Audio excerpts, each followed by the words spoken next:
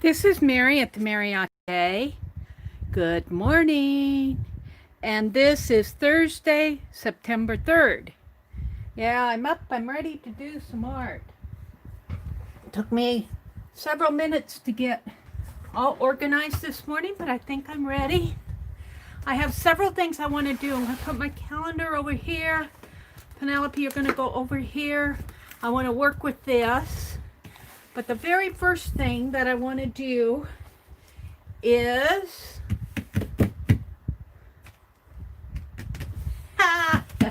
I purchased some of this Butterfly Pea Tea. I learned about this from Rosemary Morris, and I was on her stream last night asking about it. I got quite a large package not knowing what I was getting. So I think this will last me a long while. It's all taped shut here. And they said you just need a little. You just need a little to a cup of water. And I have here, and it is quite warm. I just pulled it out of the microwave. Hold it if you've come in. Let me get this done while everything's warm. Let me get on here. Do. Good morning to you. Hi Nancy, hi Gigi, hi Carla, hi Arlene. So I got a Christmas glove here, a stove glove to handle this hot jar of water. And I've got a little bit more than a cup. And I also have this Blue Bunny ice cream container that I'm going to use later. But right now, what I want to do is set this aside and let's open this bag of Butterfly Pea Tea. P-E-A, pea, like in a vegetable pea. Not the alphabet pea, not the other kind of pea, but the P-E-A, like the vegetable pea. And they said you just need, oh my goodness. Let's see. I don't want to open this. I don't think this is a resealable bag. But I happen to have some hefty bags here. So let's just open this. I'm going to transfer this into my hefty bag after I put some in my water here. Hot, hot. Hot, hot. So let's just cut this here. Maybe just at the corner, just for now. And they said you just need a few, and it'll turn a deep color. And I'm going to dye this ribbon that I got at the, when I bought all that lace on the marketplace. That lady who gave me all that lace. So let's just, they said that they put in just 3 or 4 buds of it. I'm just going to drop her in there and maybe poke it around a little. And they said they went away and left it. I feel like I need more. How come mine's not turning color? That may be too much. We'll see. I expected it to turn color all at once. Oh, there it goes. Oh, it's a beautiful blue. All right. So it's floating on top for some reason. Maybe I needed to, let me put the lid on it here. Yeah, let me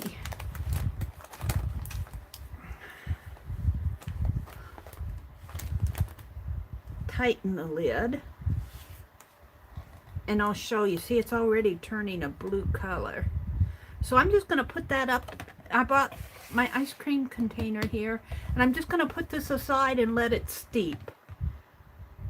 And we're going to dye this. And then after I get done dyeing it, I'm going to pour the remainder in a little spray bottle and see if I can spray the rest of it. So we're just going to put this down by my wastebasket and let it steep.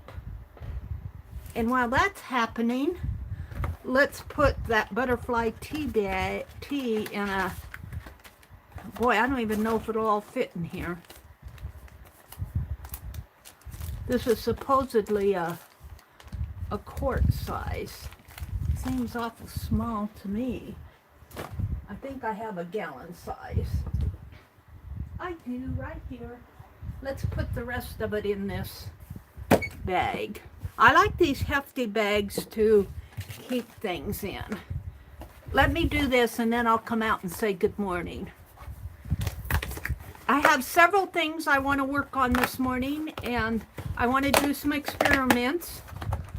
And I was watching Rosemary Morris. I'll put her link to her channel in the description box below after the chat. And she was, you know, I don't have to empty this all out. I can just put the whole bag in here just to keep anything that might fall out. There we go. That was simple enough. Just smush some of the air out of it. Just smush air out. There we go. There we go.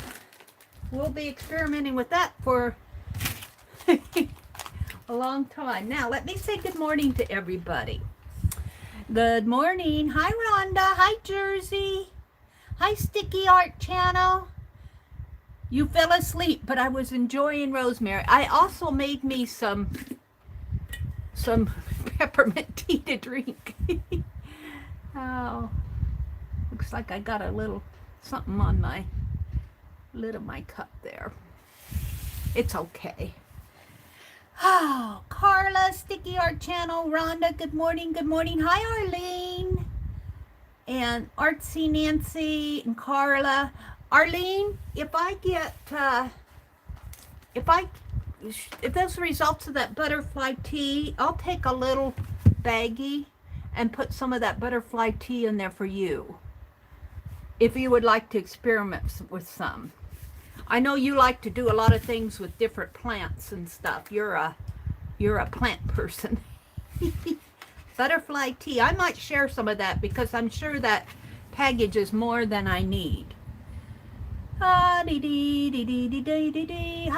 Gigi and Carla. I think I said good morning to everybody. Rhonda, Arlene, Nancy, Sticky Art Channel. Jersey, Jersey. Carla says, Mary, I think you added just a little more than suggested. Well, it wasn't turning color at first. I will, Arlene. So, I just have one little, I'm going to work on this, but I just have one little, I have to just finish this. Today's the 3rd. The 4th is done, so we won't have to bear through it through the 4th. So, let me just put, maybe I'll just put Mina's little bear on here. And I'll just put it like that, and I'll just let it flip up a little. We'll just staple it on. I want to experiment with some Crayola. I have a couple things. I wrote them down. I've got several things I want to do this morning. I was asking Rosemary. I took advantage of her knowledge last night.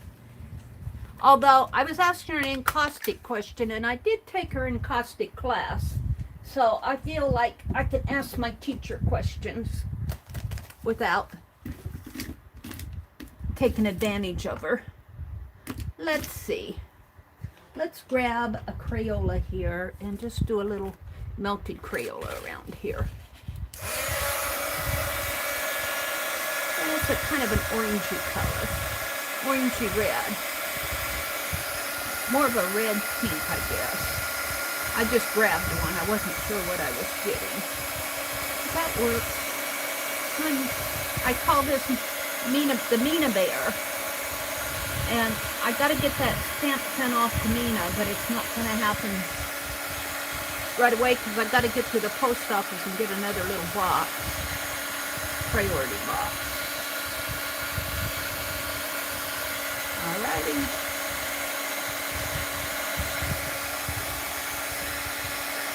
I just kind of like, and the quote for today says, anytime you see a turtle up on top of a fence post, you know he had some help. You just know that he had some help. And I'm just going to leave it kind of stapled in like that, so I can still see the date if I need to, or I can still read the quote. Oh, but let's add some more color on here. Some light pink maybe.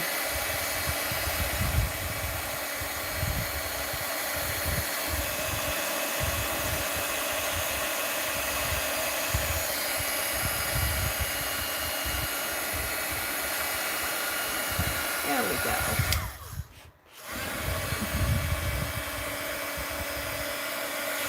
Alrighty. So my calendar page is done for today. I didn't have much to do because I did a lot yesterday. Yeah. My little calendar. I was thinking after this is all done, when we get to December and I fill out the rest of January, I'm going to take a gold leaf pen or gold and put around here. I'm not quite sure if I'll use my gold leaf, but that might be fun to do. Okay, I'm just going to set this aside. And let's see. Let's open my art journal because I made a list. I actually made a list of things I wanted to do today. And look how fat this art journal's getting. It's bursting at the seams, but I don't have that much left in the back here. I think it'll alligator out. And I was searching online for these. Now I got this for $2 at the thrift store. I got this one for $2 at the thrift store, but I think you can get these online. And I really like how strong this binding is. Even that it's alligatoring out, the binding is quite strong. So let's go to my list and let's check off.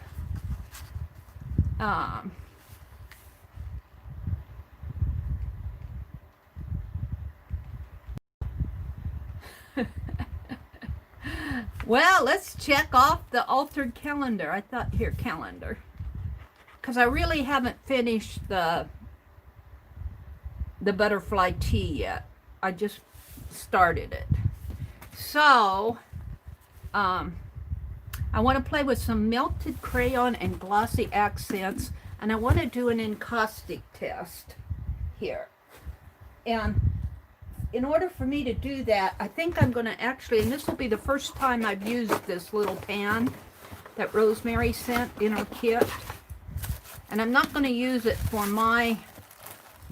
the kit, for the class. I'm just going to use the burner. And I have some of this encaustic. She says, remove the lid before placing on the heat. So I'm going to use this, and I want to test it. I want to test it over some melted crayon to see if this encaustic would seal it. That was one of my questions. Let's remove the, well, we'll remove it later after. I'm going to turn this little burner, and she says she's thoroughly tested these little burners and they get hot enough to melt the encaustic. So I'm going to believe her, and I might unplug you guys while I plug this in because I don't want too many things plugged into my cord. So I'm going to unplug you. I'm just going to take you out of the, unplug you there so I can have you. And I'm going to plug this little burner in kit on here.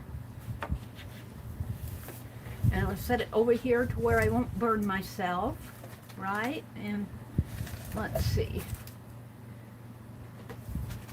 Because what I want to do,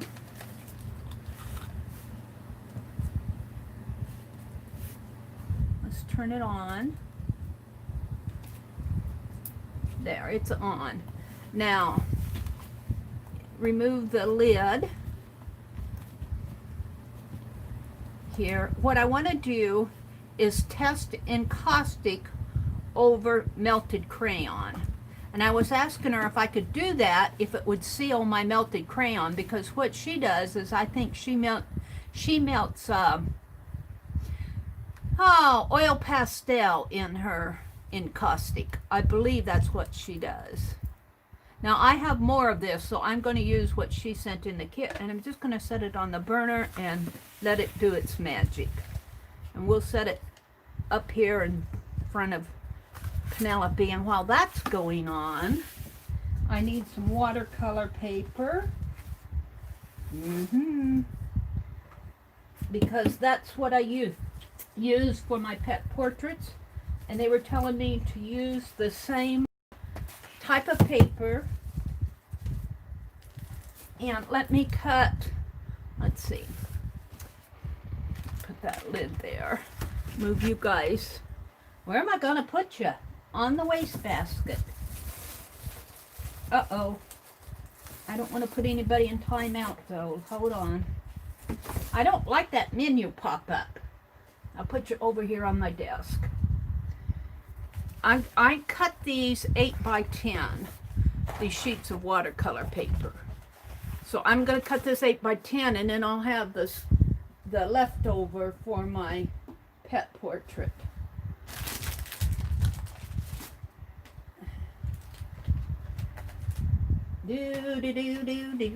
Do. So I want to open this up. I'm going to have to kind of squeeze things on my desk here this morning. 8 by 10. So we want 10 this way.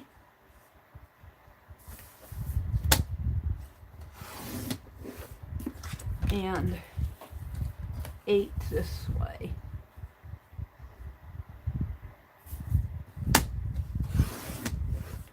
And we'll use the cutoffs to experiment with the encaustic, and I'll put this back in my watercolor pad for when I want to finish Blaze, and then I'm going to start, I think I'm going to start on 2 more and do 2 at once.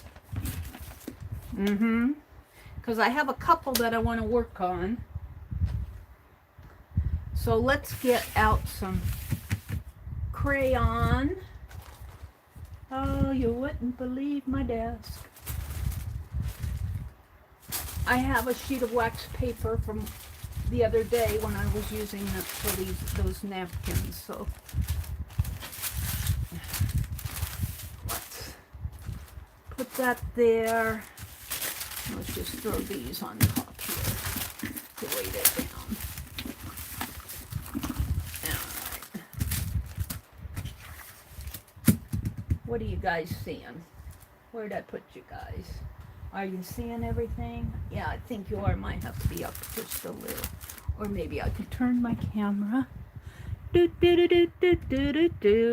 is on, and I'm letting that encaustic melt. And it'll probably take a while to, I don't need all that. Oops.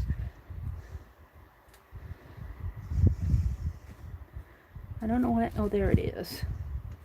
I feel it's warm. Let's see, I have a, where's happened to that small baggie? I'm going to dump some of that out, because I don't need it all for my test. And then if I don't need it, I'll dump it back. Ooh, is it already?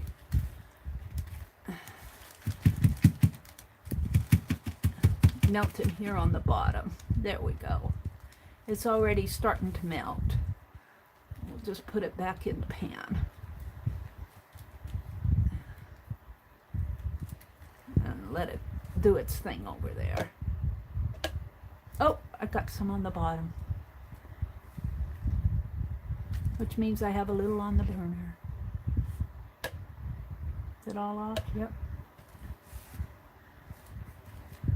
Alright, so we'll just keep this in here for a little bit. And let's melt some crayon as if I were doing a pet portrait. And for that, get my experiments over with here.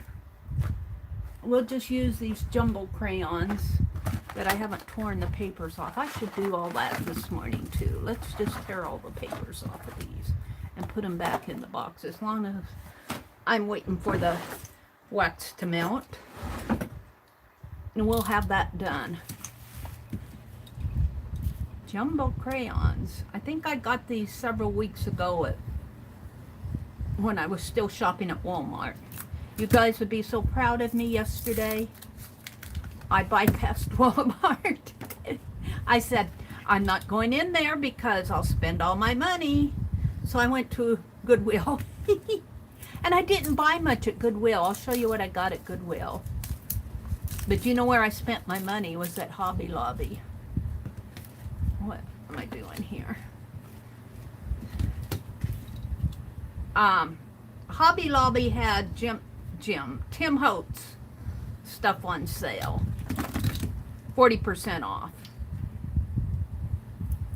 So I got some of, I wanted some dies, because I'm going to start doing some.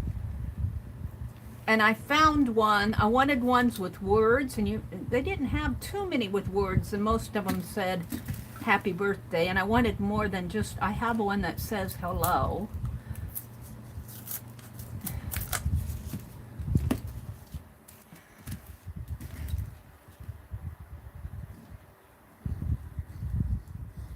So I got one that said just a note, and it's a die cut. And then they were on sale. They were on sale, so I got a couple more. I don't remember which ones I got, but they were small ones.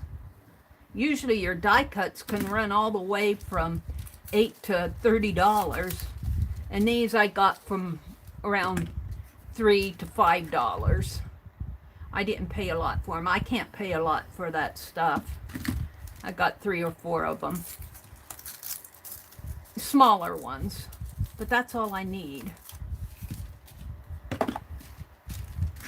And what else did I get at Hobby Lobby? I got some glossy accents. Yeah. So I want to experiment with that too, but I'll be using it up. I used that glossy accents on that journal embellishment yesterday. We're going to work with that this morning too. But all in good time, Mary, all in good time. Then I'll have all the papers off these and they'll be ready to use. And I did get a notice from Amazon that my Ethernet cord shipped. And I'm real curious to see if an upgraded Ethernet cord is going to solve my issue with the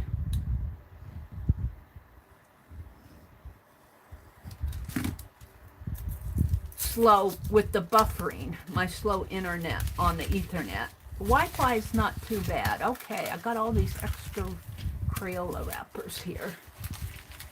And where's my envelope of them? Here? Yes. Oh, my envelope of Crayola wrappers is bulging. Oh dear, I'm gonna have to make me what do they call that? Oh, where they put all the similar, Shannon Green does it. Oh, starts with an E. I can't think of it right now. Too many things to think about. All I can think of is encaustic right now. Alright. So we don't need this anymore. And I'm going to put these crayons back in here, but we're going to keep out I think I'll keep out the brown, the light green, and the red, and the blue. It's kind of a dark green. I guess it's not blue. Well, it's kind of a blue-green. I'm going to keep those colors out. And instead of well, no, I think I'll keep that. I need some bright. And we'll just put these back in here for now. I'll be putting them in my crayon box later. And how is this doing over here? Oh, it's slowly melting. Yeah, it's doing fine. We'll be able to use it in a bit here. Oops. I keep getting wax off. It's called encaustic. And don't ask me all the nitty-gritty about it because I don't know. I know that you're supposed to be able to use it so that your pigment is more stable. That's about all I know. Artists do a lot of encaustic. I should read up on it. All right, so while that's cooking over there, I'm just going to take some crayon and let's just do some. Penelope, I'm going to move you off and away, out of the way, because I don't want you to fall over the cliff. And let's see how you guys are doing. You're fine. I'll come out in a minute. Oh, my paper's going to float away on me. Yeah, this is a dark green. And we'll do a dark green here. We're going to mix it with some lighter green coming up this way, which is almost as dark, but not quite. And let's put a little brown in this.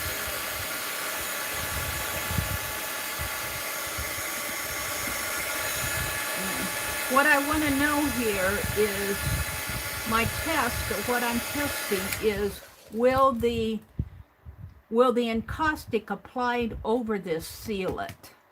Now this is pretty thick. It may be even thicker than what I do my, it may be even thicker than what I do my pet portraits with, because I usually scrape them off a little. And where's my scraper? On the very bottom of everything. So if I can get it out without causing a craft-a-lanch. Let's just do a little scrapey there.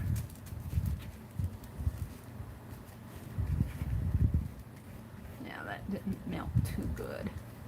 I mean, that didn't. Now I'd probably blow it.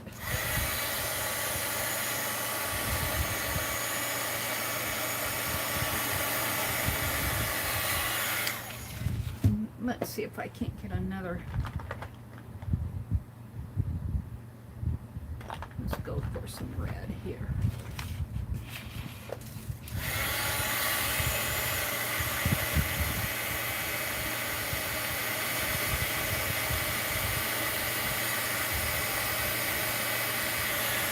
And maybe a little white on top of this because I'm mixing. Oh, I like that. Okay, let's scrape. Alright, that's kind of the layer like what I put on my pet portraits. It's just a bunch of color there. And that's kind of what I do with my pet portraits. I don't leave a big waxy layer on it. But now what I want to know is if I use my encaustic to coat this, because I could probably remelt this just by hitting it with the heat gun. I don't know how much I could remelt it, but I think I want to put an encaustic layer over it. Because let's show you, here is Blaze. Well, in a minute I'll show you Blaze. I don't want to craft-a-lanch here. The problem is I have too much going. Here's Blaze. And that is, it's waxy, but it's not super waxy. Because, you know, I tend to take my palette knife but what I want to do is put a layer over this to seal it in.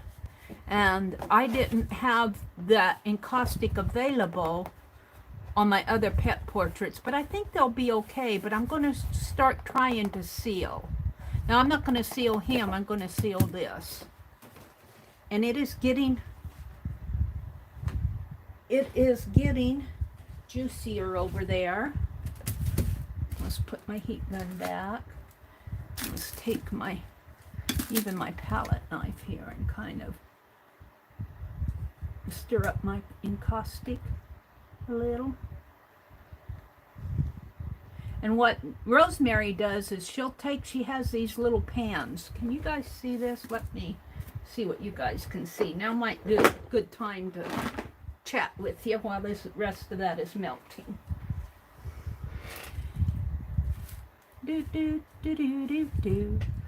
Yeah, you can see it. It's still a little melt. Have some pellets in there that need to melt. Hi, Cindy Lee. Hi, Lori. Nina, hi Nina, and Rhonda, Arlene, Deborah, hi Deborah Brown. Good morning, Deborah Brown. Jersey is here, Arlene is here, Lori, hi Lori Loves, Montana. I'll try to figure out which one I want at work today. Meri, I have one from years ago for a coffee cup. We'll also melt candles in jars. Very cool. One of those little burner things. Well, I purchased Rosemary's class on encaustic, and I've been slowly learning, but I've got caught up in these crayons. I got caught up in the crayon thing, and but now I'm kind of learning about the encaustic, and I need to go out and watch more of her videos. But when I purchased Rosemary's class, this little burner came with it, and the little pan that's on it. So I'm going to have to make my brother, excuse me, I drank some tea. I'm going to have to make my brother save his tuna cans for me. Oh dear. So good morning to everybody who's come in. You purchased the class too, Meri. I did the first lesson. I loved it, and I want to get back to it. Yeah, I want to do, now I'm not going to do the lessons online. This is not really a lesson here. I'm just using her burner and her, I purchased some of that encaustic, so I got more that I can put in there. Let me tell you, I had a happy birthday month. I had a happy birthday month in August. So that's just about all melted. Let's, just a few little bits in there yet. Let's just kind of stir it around a little. And let's just kind of stir it.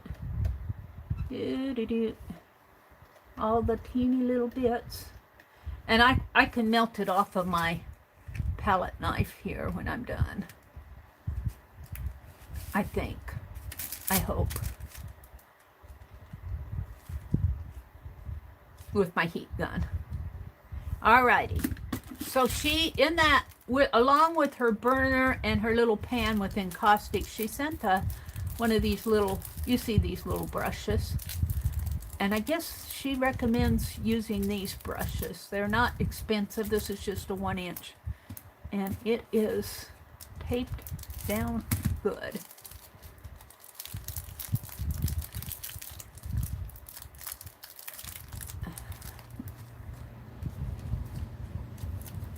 Can I get in there? There we go. All right, so all I'm going to do now is take a bit of this encaustic here and dip my brush in it, and I'm just going to try to go over this and seal it. Now it is moving the crayon, but you know, I don't mind. This brush has some problems there. I don't mind. It moved that white crayon pretty fast. Let's see if I can scrape that. I'm just learning. Wow, it's well, I can smooth it out with my palette knife. Look, it forms that a pellet again here. Now another little, and it's not hot. I can touch this with my finger and it's not burning me.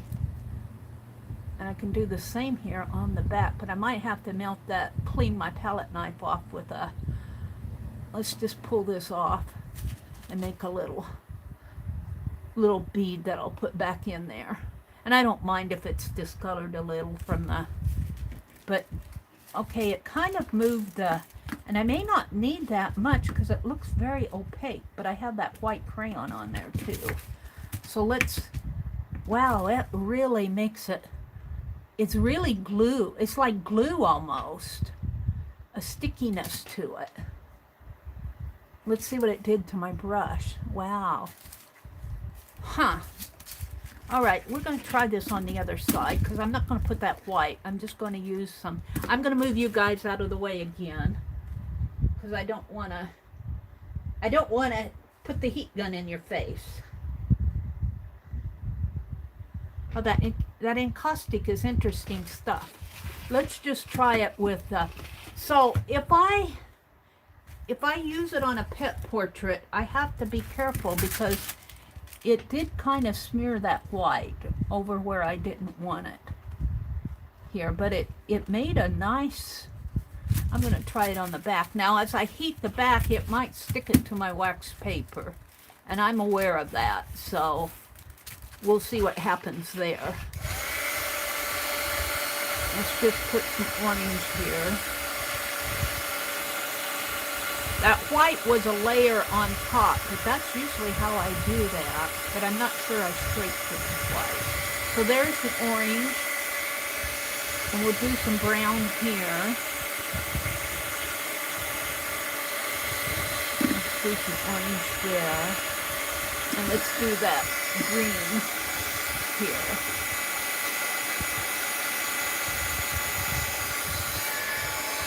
And let's do the red over here.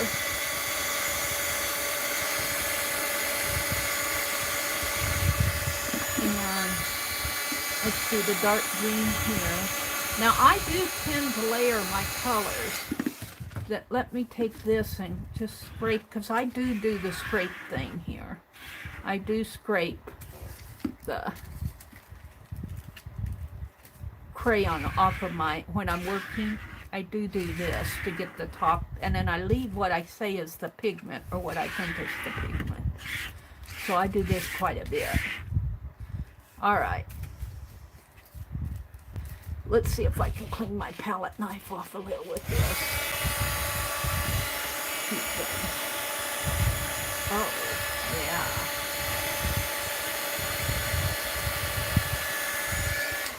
That cleaned that pretty good. Let's get the pigment. Okay, so I'm good with that. Now, it did, I expected it to stick that. I think it's gonna, now I'm gonna let that cool. This is this on the other side, and we're gonna see if it will crack. But I'm gonna put some more, I still have my encaustic over here. I'm gonna dip my brush in there. And I imagine you don't need a lot, and my brush is kind of stiff. My brush is stiff. Let's see if I can melt out my brush a little. And that, I'm going to see if I can melt it. Oh yeah, I can. I'm not sure I like this brush. Let's move it like that. I'm going to move it a whole lot. And see, it gets my brush a colory color here. So I think I would have to clean my brush off like I clean off my palette knife. Mary's thinking to herself. So I can remelt that encaustic just by hitting it with the heat gun. Just like I could a crayon. But I'm wanting more of a seal. See what it does there? I'll have to learn more about encaustic. But they say this encaustic has a resin in it. Now that has a very, very thin coat, and this has a thick coat. And I'm going to turn my burner off because I think I'm done with it. Let's turn it off and let it cool off. So I'm going to let this cool off, maybe just by,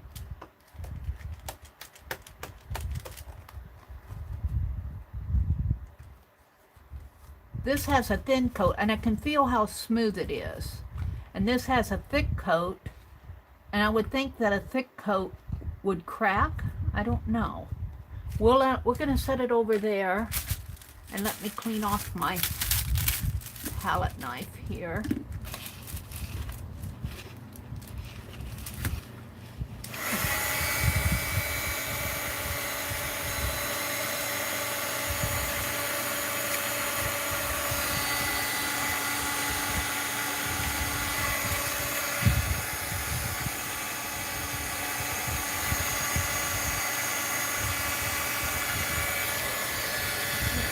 Pretty clean.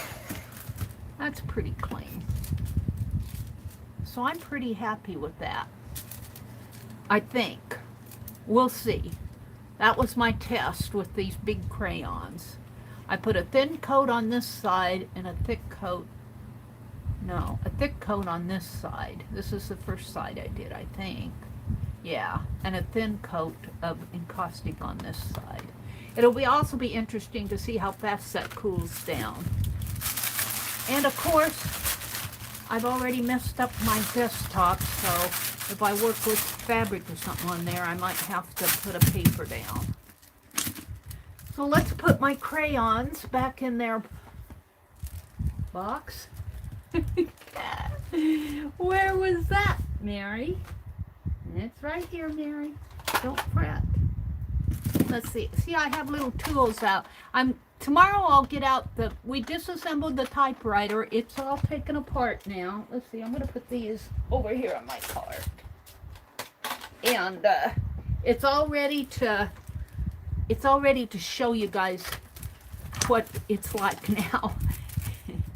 And I saved out the parts that I want, and then the parts that don't mean so much to me, we're just going to take to the junkyard. The metal, there's a metal pile. And we're going to throw it away, and I'll keep the rest of it. I'm talking about my $12. All right, so this, I think I'm going to hit this with the heat gun. And see if I can clean that brush off a little.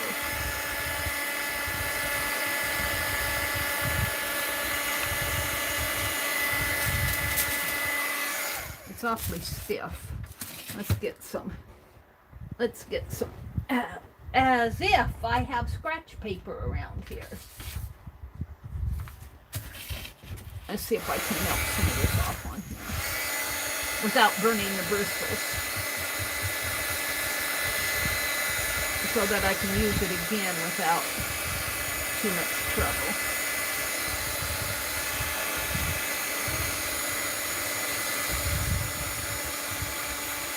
There we go. I think that's good. It might get a little stiff again. Oh, I think I melted some of the bristles. I didn't realize that. I thought they were... That's okay. A little stiffy bristle in there. But this side's okay. This is just a... You can buy these little brushes at the dollar store. I probably have some. All right.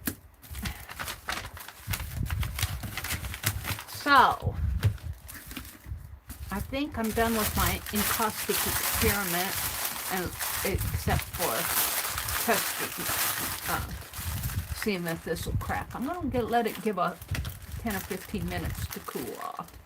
And I'm just going to leave this little burner up here and let it cool off. I'm going to unplug it, and then I'm going to plug you guys back in, and we'll chat a minute.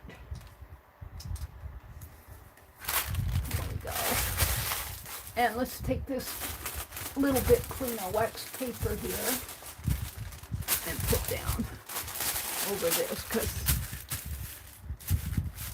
I don't want my next project, well, it's going to be a heat gun experiment too, but I'm going to move this up a little and just let it, it's already starting to cool on the bottom.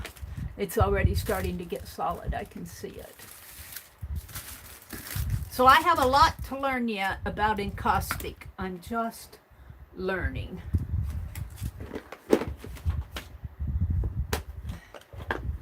So the next experiment that I want to do, I need another piece of scratch paper, but let's chat first. Let's chat first.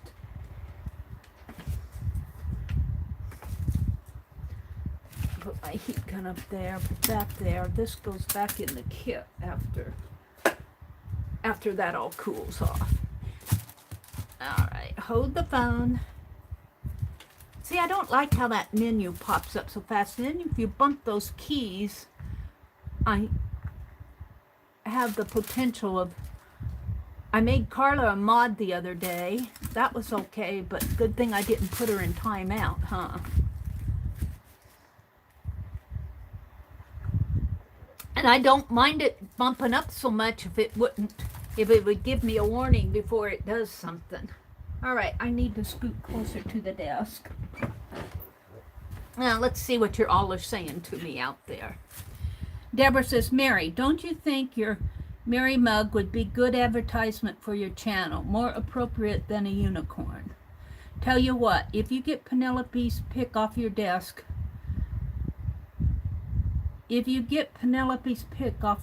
but you accidentally something. Hi, Tilly. Welcome, welcome. Yes, it is good advertising, Deborah. I agree with that. It's just that I'm just super slow with things.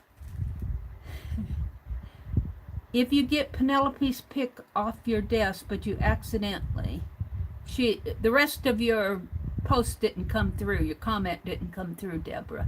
I love that mug. Don't think I don't love that mug. It's over on this. It's over there, and I need to clean the there off. It is good advertising. I love the unicorn though too. The unicorn mug came to me from Petals. So it isn't so much the unicorn as it was gifted to me from Petals. And the mug with my Penelope on it is a treasure, and this is a treasure, but I feel like I can put my tea in here and get it tea stained more than I can if I use my Penelope mug. Does that make sense? In fact, I guess you could put it this way. Meri loves her Penelope mug too much to use it. Oh. And I certainly do appreciate it. I'll get it out and put it here, but just give me some time. I'm trying to see if I can put my eyes on it right now, and I can't. Because if you could see the desk behind me, I have 2 deals of glossy accent. I have that tape, some masking tape. I have the encaustic. I have a box of pins that I need to go through. I have Suzanne's unpainted Matryoshka doll. I have, what is this? Oh, I have some hand sanitizer over here. I have several bottles of paint. I have my ink pads. I've got the erasers and my carvers, and it's just piled over there. And I'm not sure what I did with your mug. It's over there. I just can't put my eyes on it right now. But don't think I don't appreciate it and love it, because I do. And look how this is already, I've got something in it there. Probably a crayon color there, that dark green, I think. But that's okay. Look how it's solidified already. Pretty soon I'll be able to get that off my desk.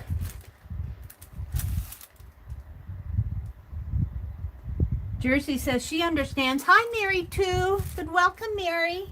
And Tilly, you're welcome in here.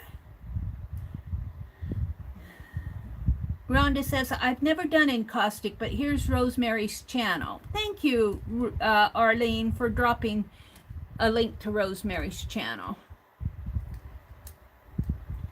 Deborah thinks I'm never going to use my Penelope mug again. You just give me some time and I'll use it. Just put it this way. I treasure it too much to use it. Okay, the next experiment, I'm not going to use watercolor paper for, because I'm not sure too much how much I have left. And I think I'll do my next experiment in, let's do it. I don't want to do it in my art journal. Let's see, what is this over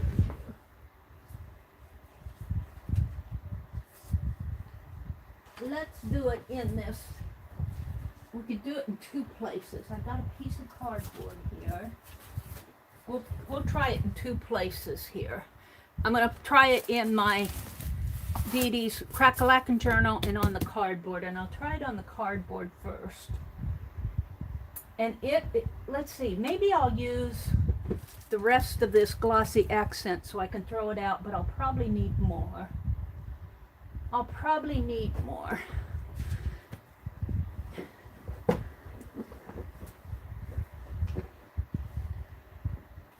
Let me look over here.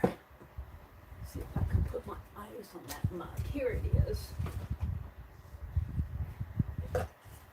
Here is the mug that I treasure so much that Deborah sent me.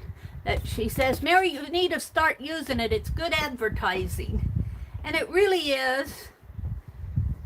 I'm not quite ready to sell things on my channel yet, as far as offering it as a gifty items. I'm not quite ready for that.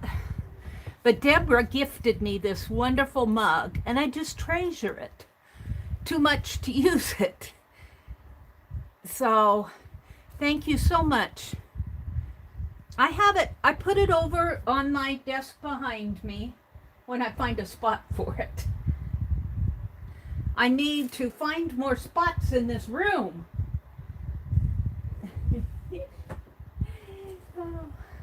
I'm going to take some of this stuff that I have on my bookcases behind me upstairs. That's another thing I haven't got around to doing yet. Because I keep having to, like yesterday, I had to go to town because, well, I had errands to run. So this is my first encaustic on the top here where it's thicker. And I guess I wasn't too sure what I was doing. So it's a little textured in there. But let me bend it. It seems to bend fine. But I'm worried that I can remelt that. Now over here I'd smoothed it out with my,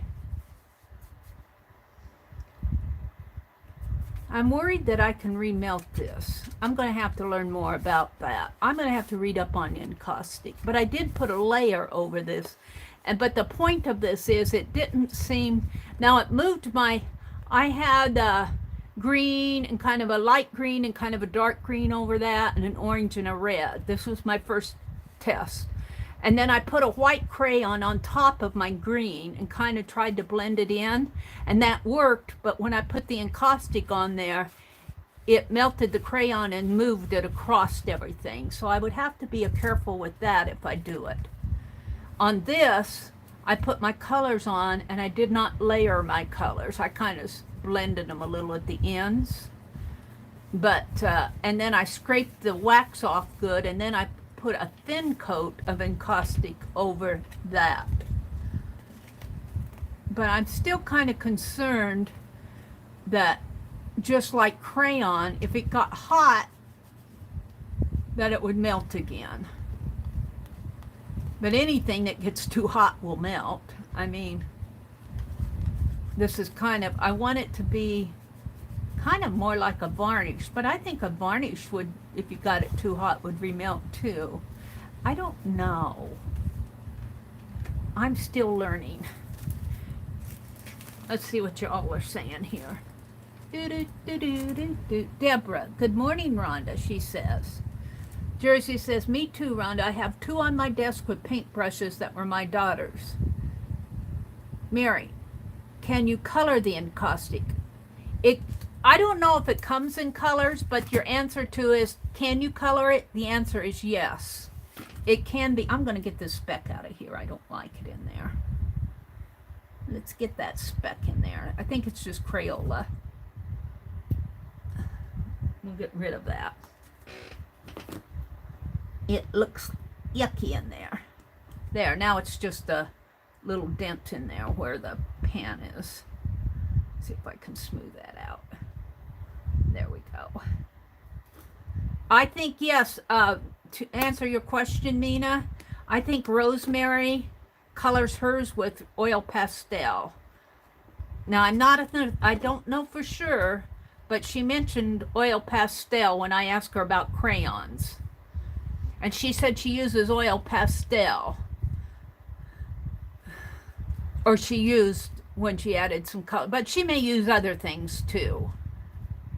She did not include in the kit, there was nothing in here to add color to it that I saw. But I haven't taken the entire class yet. I got hooked on the crayons. Now my next experiment, if you're with me here, I want to take and melt some crayons in some glossy accents. Now I know the glossy accent has an acrylic base, and I'm going to see what I can get out of here. So here's the glob of glossy accent there, and there's quite a bit there, and it won't dry all at once. It takes a bit to dry. And let's take a crayon, and let's see if I can blend the crayon into that. Let's do it with the red, or the orangey red. Here. And I'm going to get a big puddle of melted crayon here, and my glossy accent is over there, and I'm just going to keep the heat gun on that melted crayon so it won't get cool. And then I'm going to take some of this and kind of blend it in there and see what happens. It looks like it's solidifying a little. Let's see. Let's see what happens here. It looks like it's getting kind of lumpy and textural. Let's hit it with the...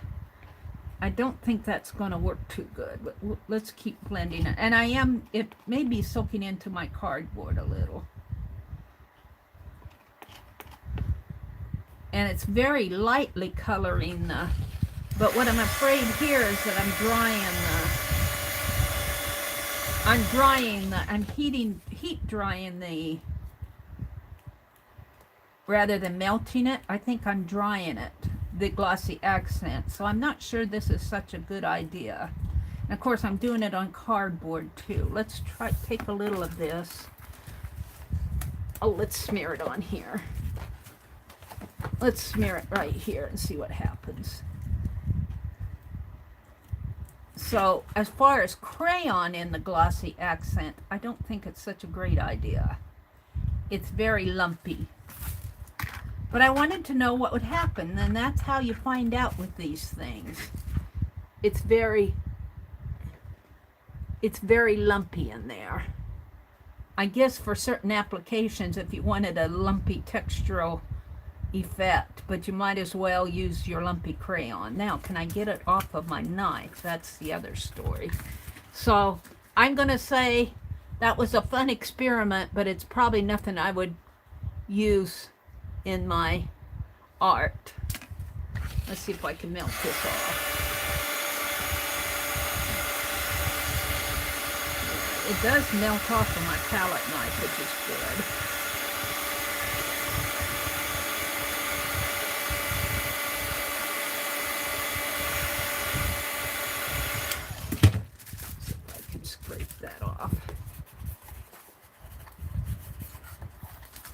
Yeah, let's see if I can clean it with some.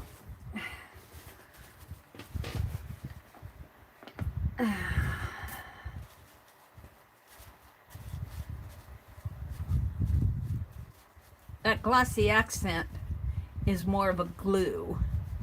So I would not mix the crayon with glossy accent. That was my test. What would happen if I mix glossy accent with...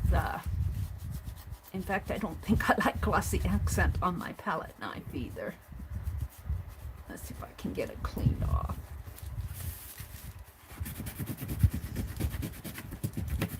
I don't think that was such a successful experiment. But now I know what happens.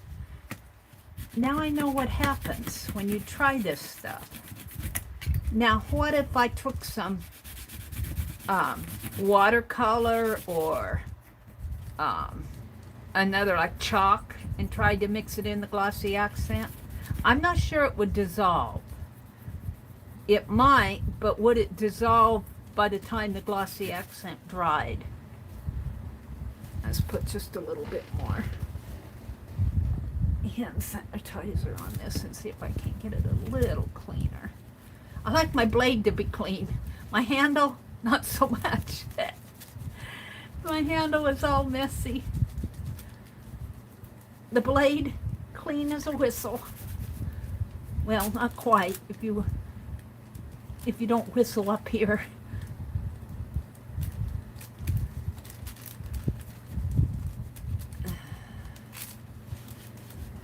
If I get the handle just clean enough to keep in my hands.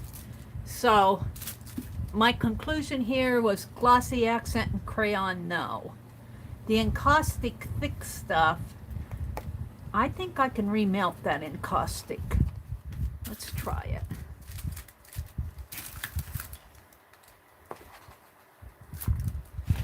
Because this is the thicker. Yeah, see, it's going to remelt again. So I'm going to ask Rosemary about the remelting part of encaustic. See, it gets a real smooth. I don't want to touch it because it's hot. But I remelted that top layer with my heat gun. That's very interesting. I'm going to have to ask her why use it? Why can't I just use my crayon? Why am I mixing encaustic with a... Well, my crayon is already wax. So they probably mix a pigment into the encaustic. Maybe a powder or something. And use it like a crayon. We will see. I have so much to learn about all of this. I'm no authority. This is Mary's learning. Now, I was looking at this the other day, or after the stream yesterday, I guess you could say, the other day, and I got it a little off center, just a teeny bit, enough to bother me. And I got more space up the top than I do down at the bottom. So I'm going to take my gold leaf pen and see if I can adjust before I cut this. And we'll start over here on the top. Now I got some glossy accent there, but I think my gold leaf pen will go over that. And it will. So I'm just going to put some gold leaf right over that and kind of make it, see if I can't shape it a little more. And maybe just a thin line, whoops, a thinner line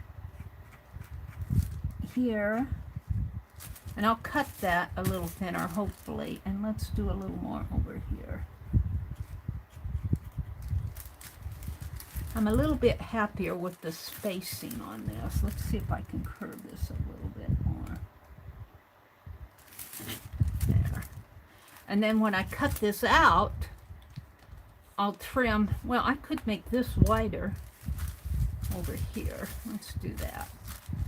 Let's make this a little wider.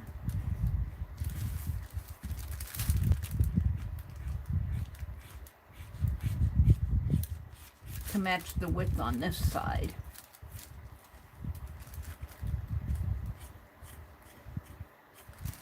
Yeah, I'm a little bit happier with this. So, what we're going, and then the other thing I want to do is, this is such a light blue behind her that you can't see, she doesn't pop out like I want her to. So, I'm going to take a little bit of this, and I'm not a whole lot, just a dab in my brush. And let's get a little water on that.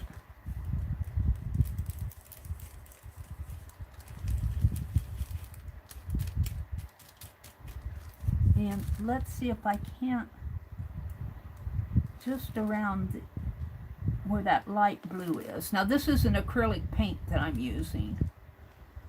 And I probably need a thinner brush. That is not going to work for me.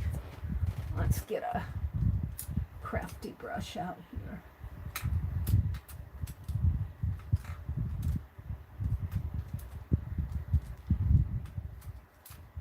I'm looking. I don't want to use my watercolor ones, but Let's use this one. It looks like I've used it for something before because it's nice and stiff. Let's get it wet again here. Looks like I got white. What am I doing with the Crayolas in my lap? Because I haven't found a place to put them yet. All right, let's take a bit more of this and see if I can't work it in there with the darker blue so she pops out a little bit more. Yeah, I think I like that. And just very carefully, and you guys may be zoomed out, but I'll when I get done, I'll bring it up to the camera. Very carefully darken the background on this cameo. I think this cameo was one that was made. There's from a mold. Somebody probably has a mold that makes these. Like Poet Spice. I got it from Poet Spice. I don't know if she does that stuff or not. And she does a lot of different things, so I wouldn't be surprised. And let's paint the edge.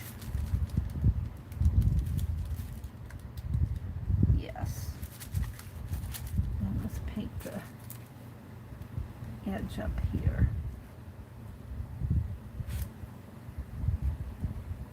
Dollar store paint that I'm using.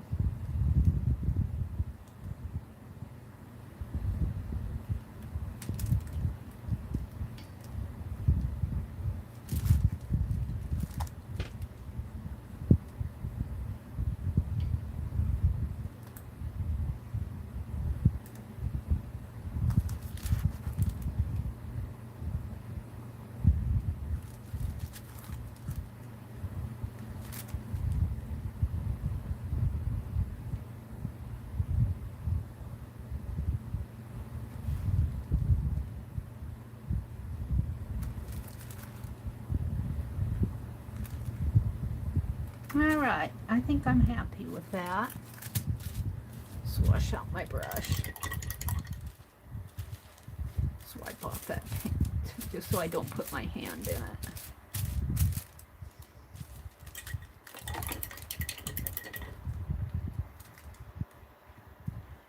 That blue is a highly pigmented blue. I know it takes a bit to wash out these brushes.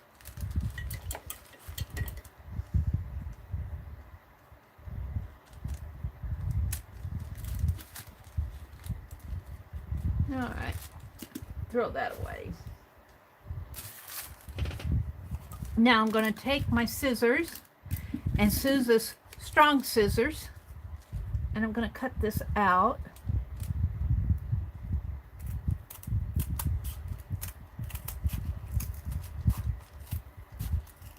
This is just cardboard off of a priority mailbox, I think.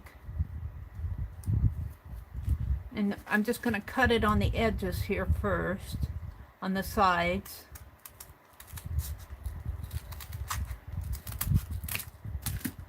Yeah. And I'm going to leave the bottom like it is, I think. It's pretty, it's okay. And I want to,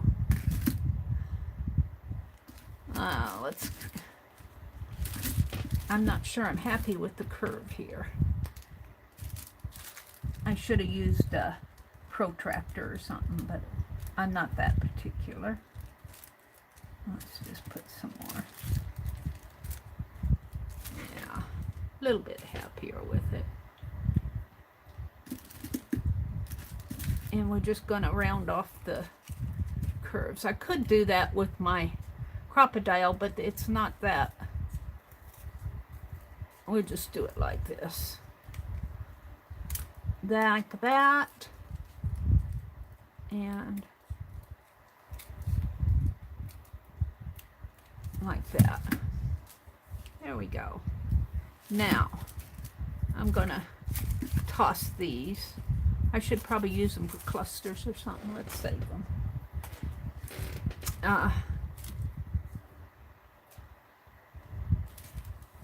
Now Let's see if I can't.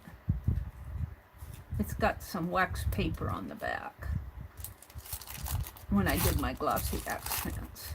This is all going to be glued down anyway on the back, so I'm not going to worry about painting it or anything.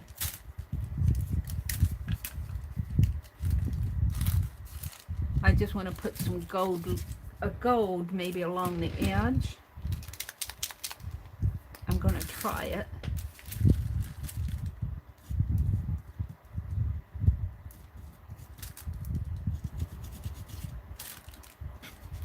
And then I get some gold coming out here.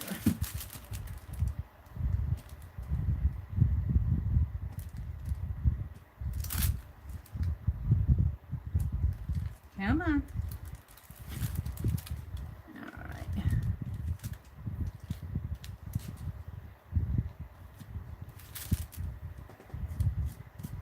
I don't know, it might be better to put paint on the edge.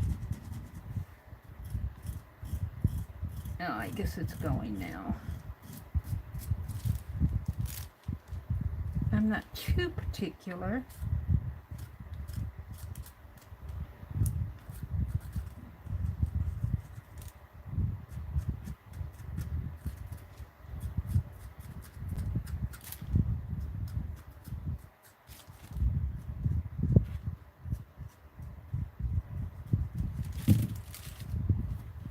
I don't want to give her a gold nose.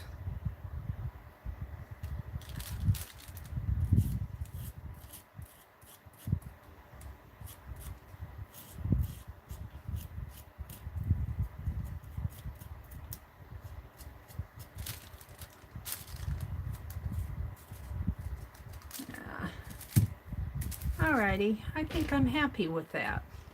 Now that, when I get my journal, I'm not done covering my journal on the inside and binding it, but when it's all bound, this is going to go on the front of my junk journal. And I am happy with that. So I'm going to set this over here. And I don't think I'll work on this morning. I'm not motivated to. It's all taped down on here with double-sided carpet tape. So the outside is all done, but I need to do the inside yet and bind it. And then I'll put this piece on here. Yay! And then I'll have a junk journal to use. And what do I have in the junk journal for pages? I have painty pages mostly. And scrap pages, like I stamped off the foam, and there's some painty papers and some wax paper here that's even sticking. Some wax paper, background paper, drop paper. Looks like I was using that stencil on this one. So I'll be binding these in here, but first I have to do the inside. So that's for another day. Let's see where I'm at here. Let's look at chat as soon as I get this put away here. Let's look and see where you're at. Do-do-do-do-do-do. Meri, can we get a close-up of the cameo? Yes, you can. Let me stand up.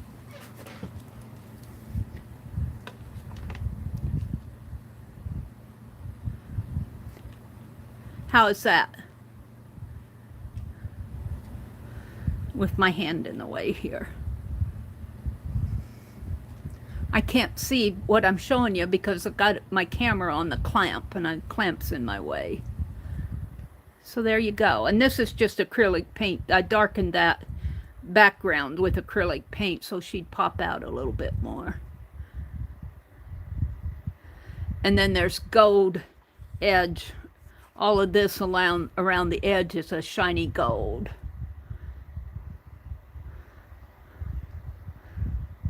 There you go. So, what do I want to do? Let's clean up a little here. This is my failed Can I rip this off? I don't know. Ew, it's not dry yet. Let's set it aside.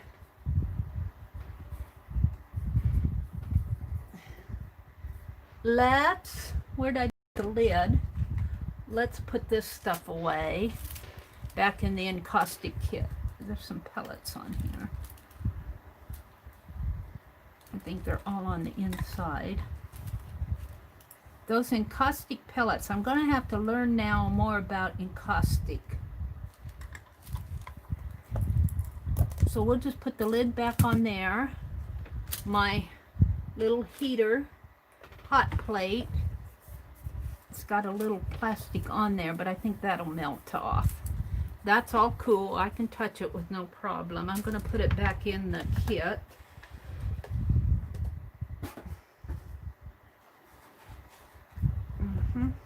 Along with my, I think I kind of melted the bristles on this side. That's how you learn, Meri. They're plastic. But I wanted, I'm not sure I'm happy with how stiff this brush. I think I would just as soon use a, I don't know. This kind of streaks it after you've used it once. But then again, after it kind of streaked it in there, but I hit it with the heat gun and I could smooth it out again. It's kind of thick in there yet. So I have a lot to learn about encaustic. I'm getting there. This is my pre-class work. So we're going to put this stuff away so I'll have it in the next experiment. I'm going to put that in my journal.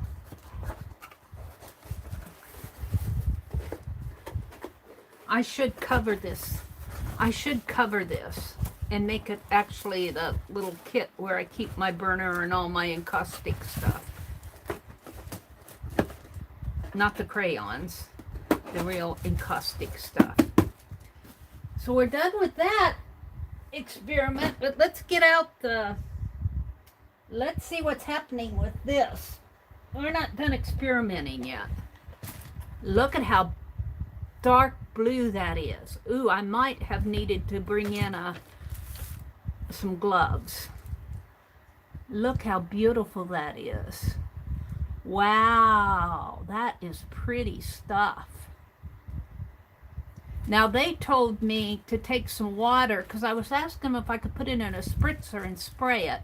And they said, well, just put some water in your spritzer and drop some pellets in there. But I think I can use what's left over here. But what I want to do now is pour this into here. And I want to dye this ribbon that I got in that box of stuff that I got off the lady's porch and from the marketplace here locally. And it's got a wired ribbon. It's a wired ribbon. It's not like a seam binding, but we're going to go ahead and dye it.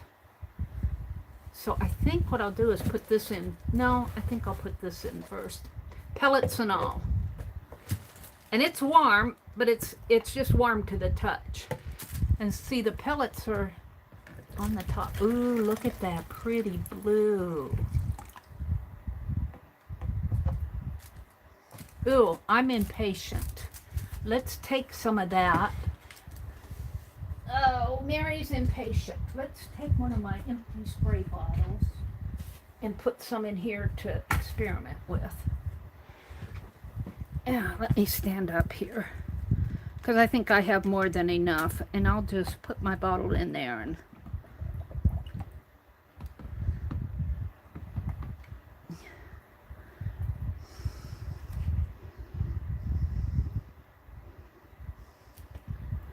there we go. We're going to see how that sprays.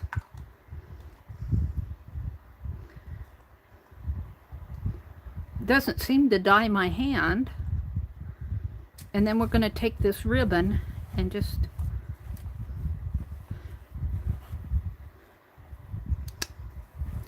doesn't taste bad. It's supposed to be a tea. Doesn't taste at all to me. I put some on my finger and they say it tastes like a green tea.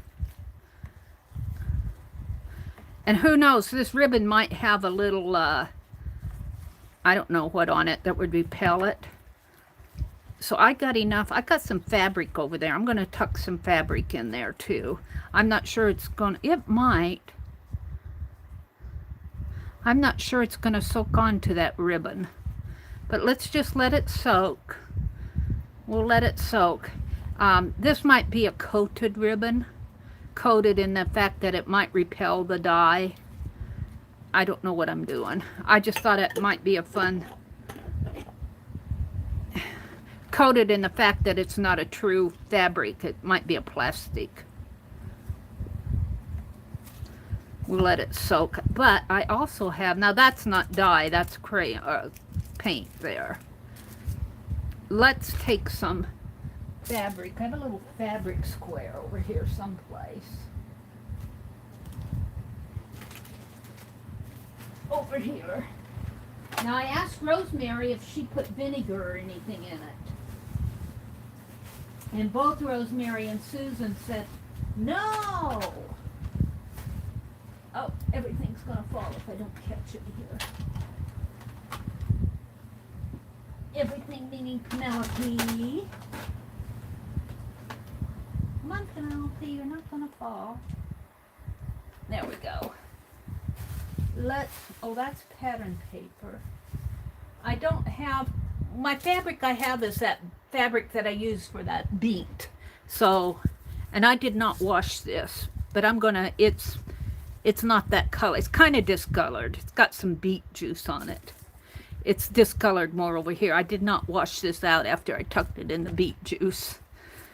Beet juice meaning that I took my beet and put it in my little processor and just rubbed it on the fabric.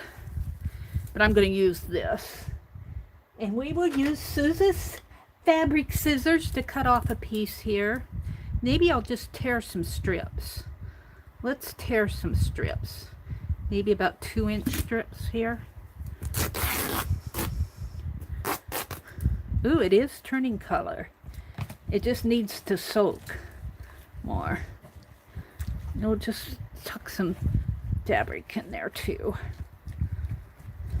Rosemary's, it's all Rosemary's fault. Inspires me. Rosemary inspires me. And if this works, I'll put some of that in that little sewing journal. Because I did her kit and caboodle for September, which is a little sewing journal. And she was working on that last night. Let's see. I think I'll cut this part off because I think the rest of this I'm going to take and wash. Because it needs to be washed. That's just beet. B-E-E-T, beet. See, it's really okay on this side. It could blend off in there, but we'll see with what I have here first. Meri's experimenting. Yeah, it's dyeing it, but I think this ribbon is more of a, it's not a true fabric ribbon. It's more of a plastic type ribbon. I think it'll probably dye the fabric. What did I do with that piece of fabric? I tucked it in there. It'll probably dye that fabric better than, where did it go? I think it'll probably dye the fabric better than it will the ribbon. We'll just let it set. I don't know how long they let this stuff set. I'll just put it over to the side and let it set. I'll tuck it in there. And it's not hurting my finger. It's not coloring my fingers any. So we'll just pounce it down in there. And we'll let it set while I go on to other projects, and then we'll come back and look at it. Maybe I shouldn't have taken that bit out. I don't want to put any cold water in there. We'll just let it set like that. So I need to set it where I won't spill it though. Let me go across the room here. I do not want to spill it. We'll set it right there. Now let me move some of this stuff so I don't trip over it. We're doing experiments this morning. So my next experiment that I want to do is I want to take that I put in the spritzer, and it looks fairly dark, but I don't know how it's going to spray on paper. That's what or on a napkin back. So let's see if I can find a napkin back here. We'll try one of these first. But before I do, let's put my paint away. Kind of clear off my desk a little. I'm done with the glossy accent experiment. That was a fail. But it wasn't really a fail because I just wanted to see what would happen. And it kind of clumped. But I hit it with the heat gun because I wanted to melt the crayon.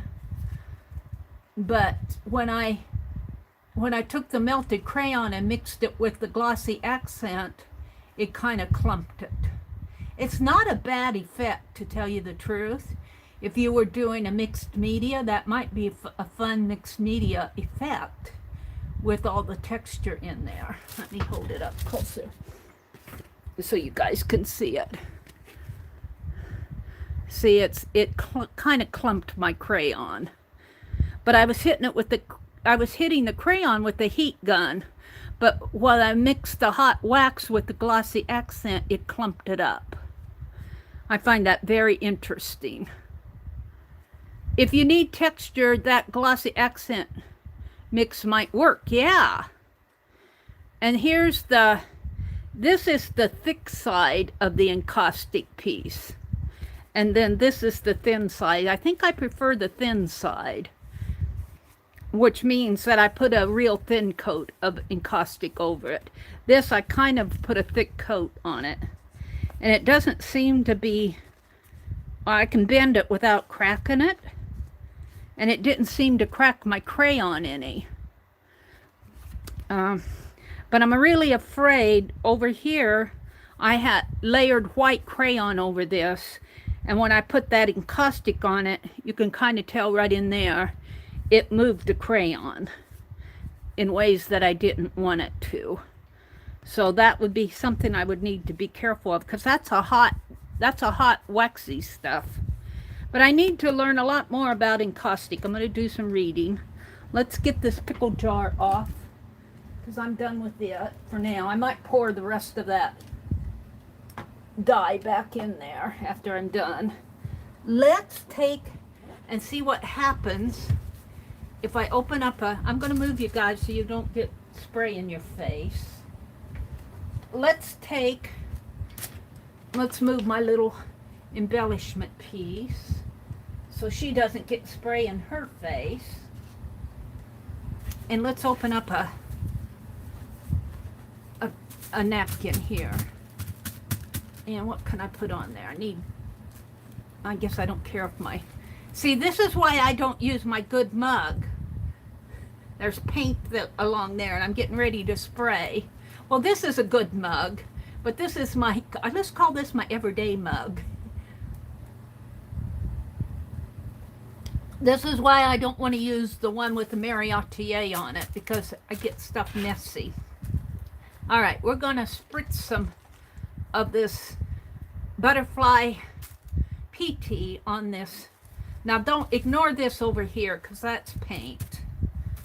Looks like it was a little wet too. Let's put some of this.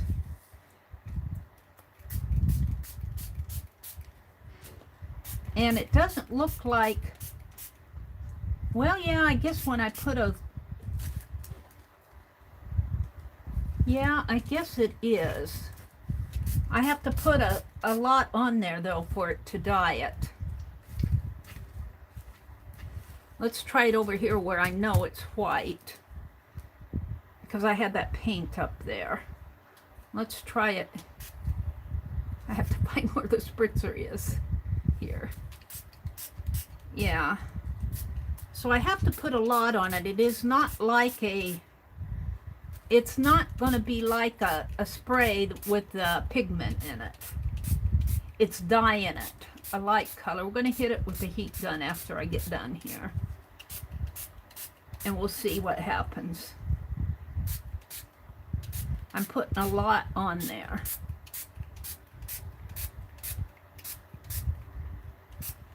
It's really wet, but I want it wet. Let's just take some and see what happens if I pour some on there. Like that. I got wax paper on underneath of this, so it's a pretty color like that. Let's pour it like that, and let's take another napkin and put on top of that. And then we'll dry it. When you dry it, I think the napkins will come apart again. I think.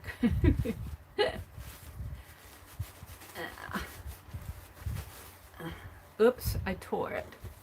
But that's okay too. Alright, we're just going to make a messy mess here. It's a pretty color. I think I want mine darker though. Well, then put the whole cup of tea in there, Meri. Let's just... Well, you can't move that napkin too much while it's wet because it'll tear. Let's dry it.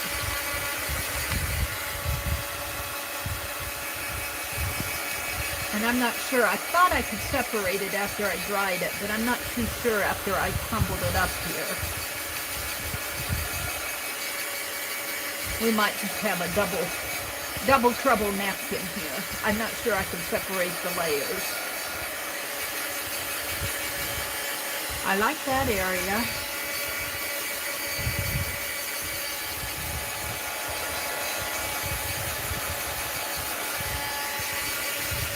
It's sopping wet. It'll take a bit to dry it. Let's just do it like a paper mache type thing here.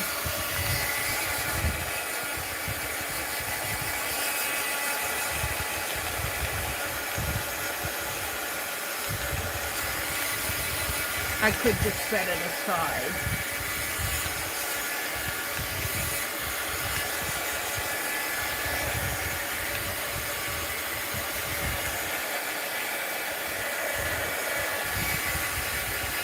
Now they said if you add things like lemon juice and I'm going to tighten this lid before I spill it.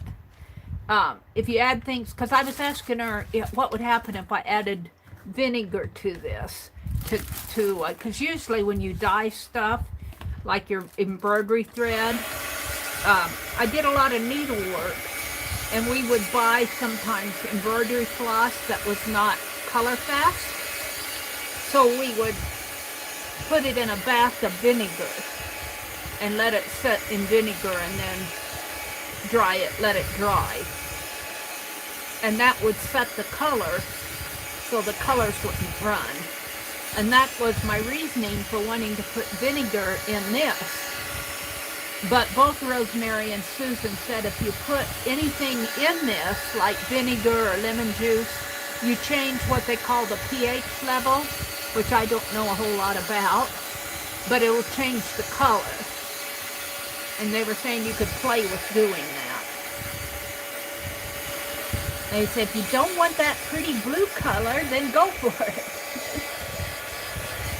I was thinking, maybe I'll reach in. No, I have to.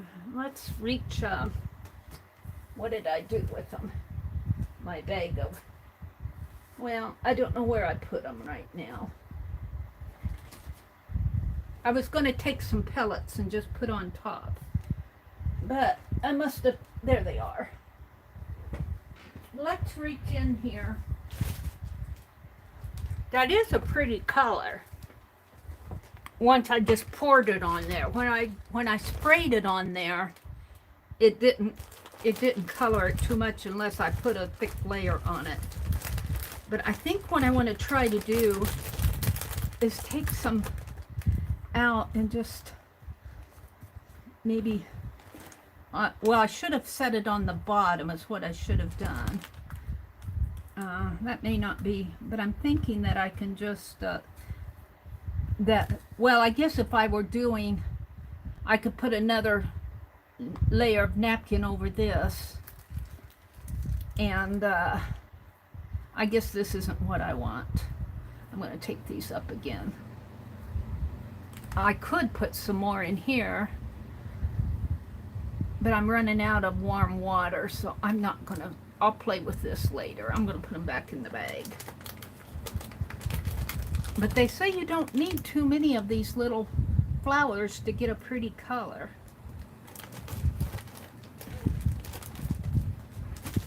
I'm gonna dry this just a bit more, and then I'm gonna set it over and let it air dry. Because I'm thinking it's gonna take a while for this to dry. It's sopping wet. But it will come off I think I blended the 2 layers together. I don't know if I can get those apart now. But that's okay with me. It's like a double layer. I like that area in there. Looks like I got something on the bottom there. Crayon or something there. Alright, I'm going to stop on that because that's getting boring to watch. Let's set this aside and just let it dry, and then we'll come back to that. It's a pretty color. It's a pretty color. I don't know if you guys can see the total. It's a pretty blue. Alright, it's a kind of like a, but I'm not sure. I think I wanted a deeper color. I want it all more like this in here is what I'm going for. And that up here, this is paint. Ignore that in there. This is not paint here. This is actual dye, I think. So let's just set it aside and let it, I'll put it in front of the fan. Let the fan hit this. Put it over here. Let the fan hit it. I might have to weight it down a little though.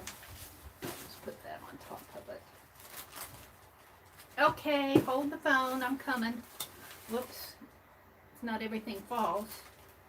Okay, we're just going to let that dry. I'm going to move on to my next. Let's do some checking here and see where I am. I put encaustic all over my desktop. I'll have to change my desktop. Let's see where you guys are. Let's look at chat.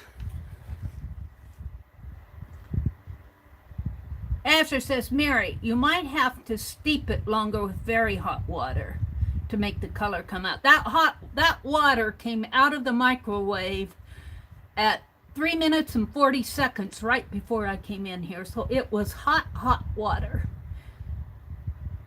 And I'm letting it,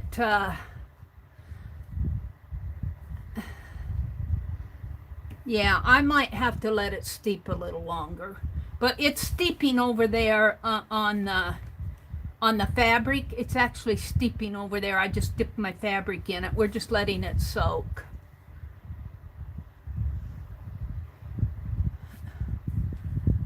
Let's see.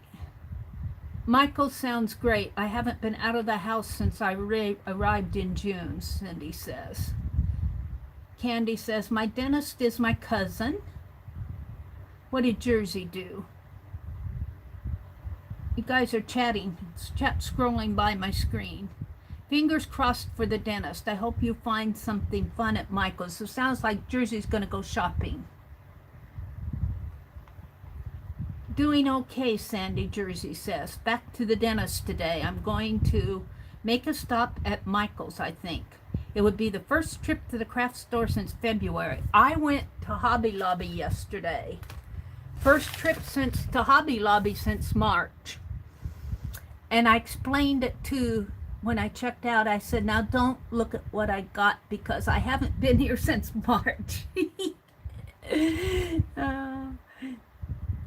The clerk just looked at me. I had a young girl, and I have to say, I prefer checking out with a middle-aged lady or an older lady because the young girls just go, you know, yeah, you sure bought a lot. Where'd you get all that money to spend on crafts? Oh dear. Some young girls are into the hobby, but the young girl I got yesterday, she didn't look like she wasn't very responsive. I mean, as far as, I don't like them being nosy though, But she wasn't nosy, I'll give that to her. But she wasn't that friendly. I like a friendly clerk. She wasn't unfriendly, but she was just kind of, she probably had a lot on her mind. A lot of other stuff on her mind. But she probably does not do crafts. She's probably doing it for the job. So we want to go, before I put encaustic on a pet portrait though, I'm going to experiment with it a little bit more because I don't want to ruin my pet. But let's put my scissors away. Get them over here on the cart. Let's put my, I'm going to put this, no, I guess I used that with my cameo there. Let's put my pen in here. Glue stick, pens. Let's put that crayon. Oh, Penelope, what am I going to do with you? Put my crayon in this box. That water was so hot, Azure, I had to use a glove to bring it in here. Oven mitt. How hot was it? All right, so milk crayon and glossy accent. I'm going to put a D plus on that. Melted crayon and encaustic seal. We did that.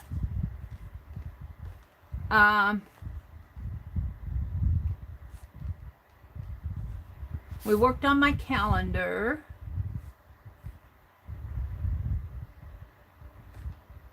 Butterfly tea dye ribbon and the sprayer. We did those experiments. All right, I'm just testing here what I've done. I'm wondering how, let's hit this spot with the heat gun and see if that will remelt. I'm curious about this. This was what soaked through. Now it's getting juicy. It's getting sticky.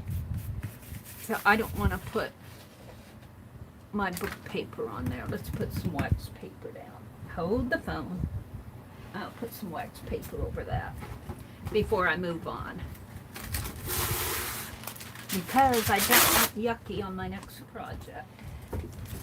And I don't want to take the time to move all the stuff off of my desk and put clean desk paper on there.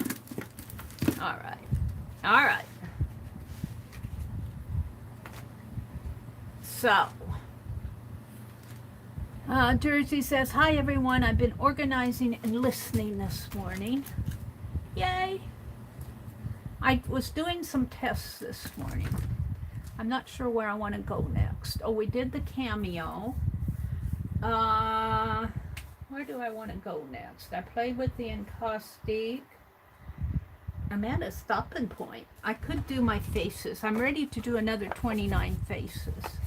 And this is just a quick sketch. I noticed on my, I'm going to sneeze. Excuse me. I noticed on my picture, her lower lip is really a lot more defined than what I wanted. So I don't know if I can fix that or not. Yeah, maybe I can. Just kind of fix it like that. And I wanted her, she has a smile, but not like I wanted. That's a little better. So I'm going to have to weight her down. So I'm going to do another sketch here. Let's see. Let's take a piece of this. And we're going to do another quick 29 faces. And if you're following what Becky's challenge, her Fibs Autumn 2020, I want to do something with that this morning too.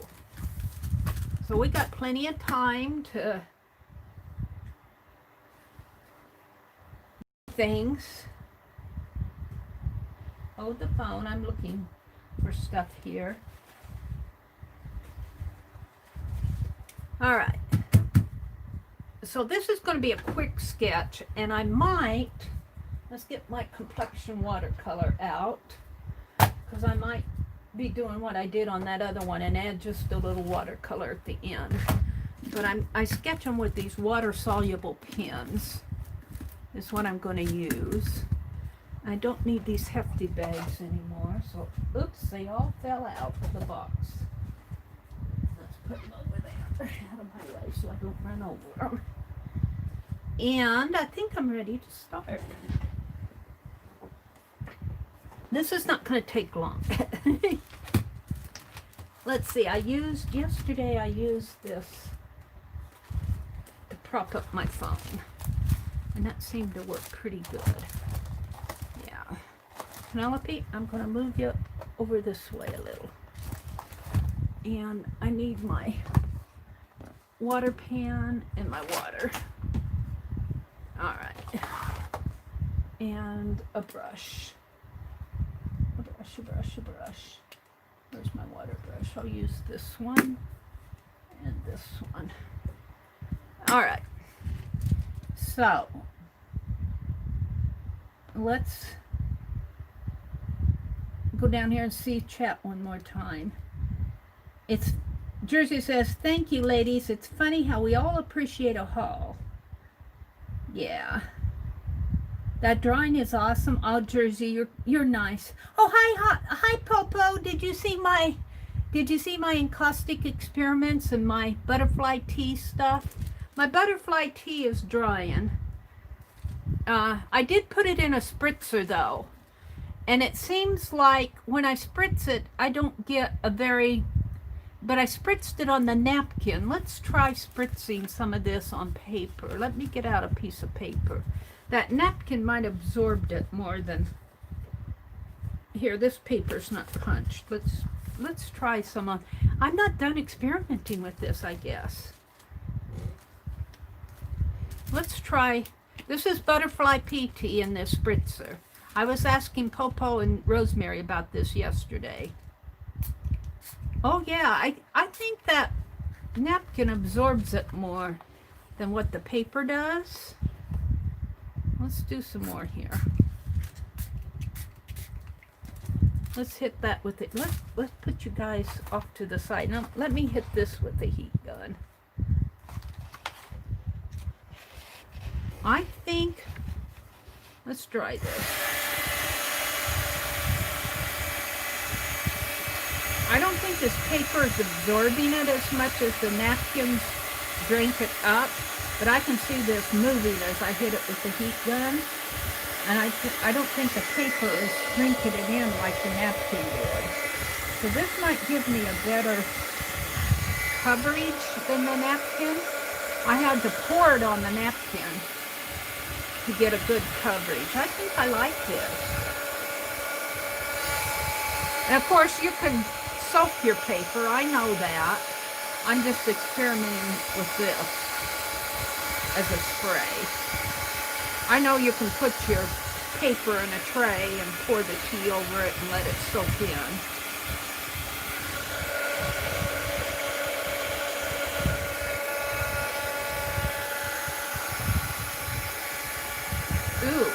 Ooh, I like that. I like that area in there. Of course, you know, it's going to warp as the paper gets wet, but if I were doing a dirty dozen, now I have to think about it. This would be fun to sketch on.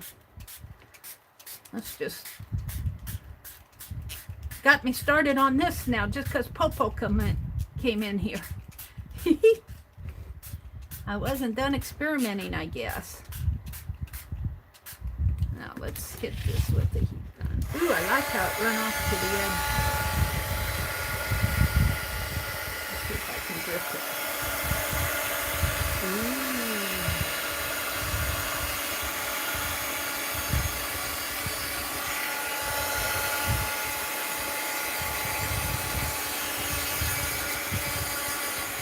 It's fun to experiment with it.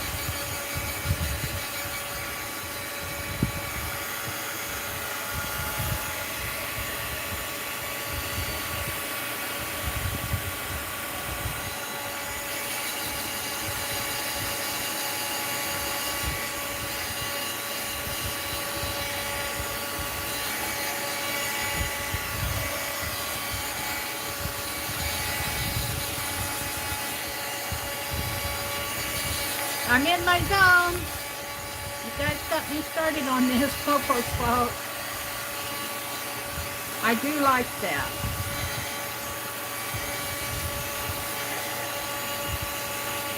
All right. That is a pretty, and I could see layering this in a pan and putting papers in there, putting, you know, your tea on there and letting it soak and then drying it out like you guys do. That'll make a pretty journal page. All right, we're going to set that aside. And I want to go back to my scale. Let's see what Popo's saying here. Let's see what's going on in chat. Hi, Carol. Good morning, Whispering Cauldron. Barb and Chicken Pot Pie Society was in... oh, you saw my experiment before, Popo says. She saw it all. I need to learn a lot more about encaustic, Popo. I'm just a beginner. Carly says, Jersey, you're in my thoughts. If you ever want to chat, yell. I got a strong shoulder. Have fun at Michael's. Meri, too, says she fell asleep. Did Meri say if she was doing a Christmas journal this year? I think I will. Let's wait till December.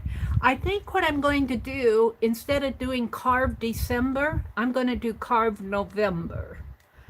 Because if you do Carved December and Daily December and do all your other stuff and stream, that gets to be a little much. So I'm going to move my Carved December to Carved November. And what I want to do is I want to sketch older people in September here. This is my 29 faces.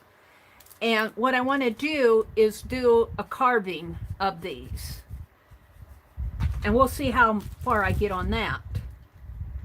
We'll see how far I get on that. So Popo came in to see what I was doing. And okay, I think I'm up with you guys. Are you going to do the journal, the Christmas journal, Meri? This is just, oh, see, I hit this with the heat gun, and that's what I was afraid would happen. It sticks to my desktop because I got that encaustic on the bottom. All right, so what I want to do here is I'm going to do another quick sketch. And I might even hit it with this later. We'll see. But what we're going to do, yesterday, let me go out to my drive. And drive. And let me go to the right folder here. September. I brought down some from Pixabay. I brought down some faces here. And I was working on this one yesterday. Let's pick, I'm interested in this gentleman. Whoops, what happened to him? Let's expand him out. It's very dark. I might download him. I put him up here on my phone, so let's see if I can download this. Make a copy, send a copy, download. One item will see notification for details. Blah, blah, blah, blah. And this is by that Eberhard guy again. Grozen, oh here. Let's put it in my files.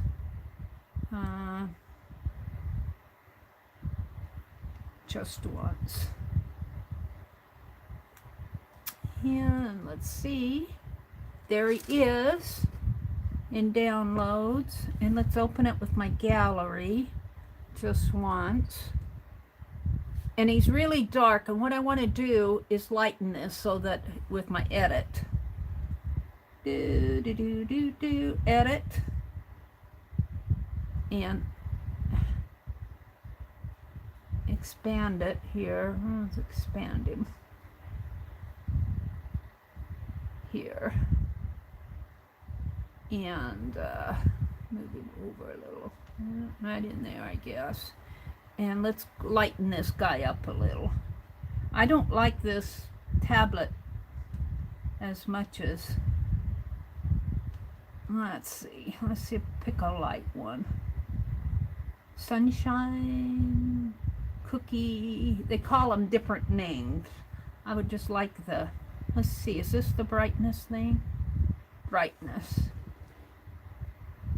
Yeah, let's make him brighter so that I can see him when I'm sketching. Wow, that really pixelated him.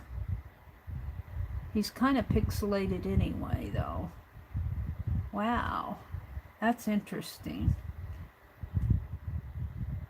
What else is here? No, I guess his eyes are deep and dark. I'm not sure I like that. Let's not save that. Save it or just discard him. He's pretty pixelated anyway. Let's move that out of, I'm going to move you guys off the screen here. I'm going to snap a photo here while it's large. And I'll move him over just a little. Come on. Now, swipe. Whoops. Well, that wasn't what I wanted. Let's try it again here.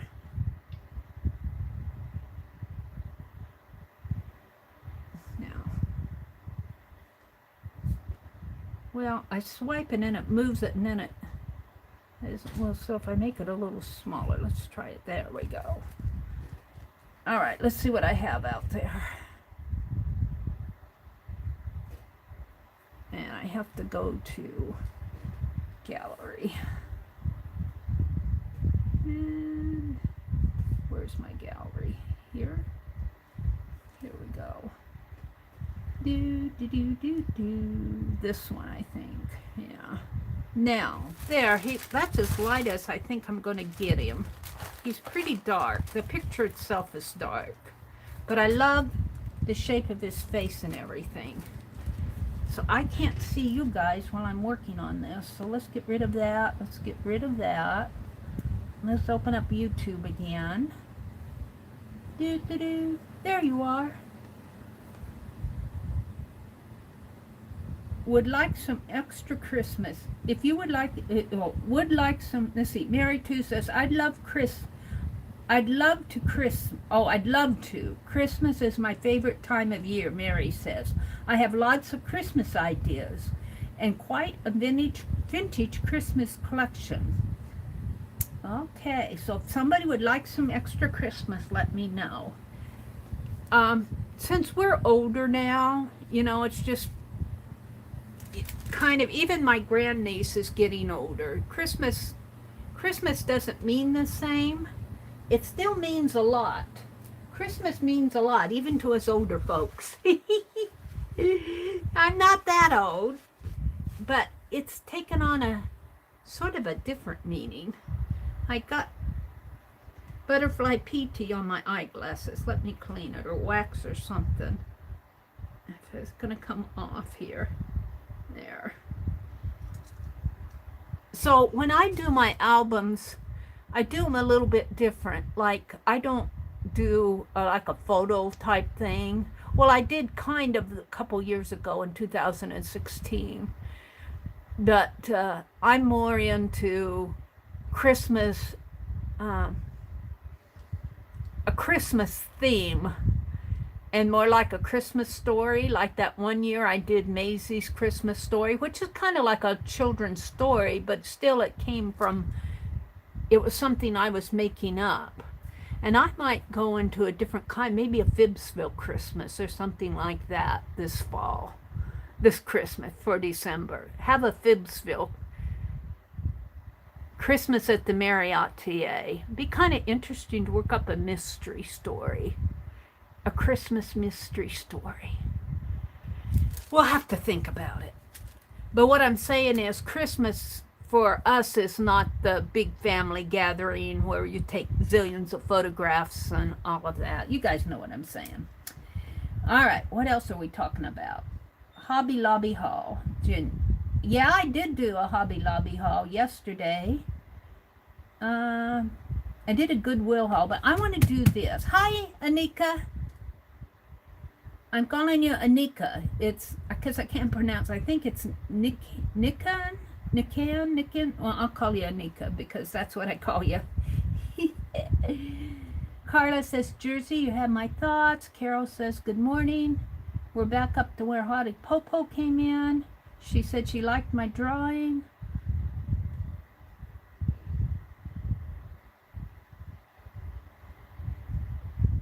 This is faux encaustic using crayons, Candy's idea. Well, all my pet portraits are kind of faux encaustic, melted crayon. They're kind of faux encaustic, but I think what Arlene is saying is that the link points to Candy's. All right, let's go on. Most clerks do not care what we buy. Yeah, Arlene. Most of those clerks really don't care. Some of them do. Some of them are very interested, and they'll ask, what are you working on? And then I get a little defensive. It's none of your business. If I tell you, then you'll raise the price. That's terrible, but some stores do. They say, what are you going to use that for? And then they'll go back the next time, and the price is higher.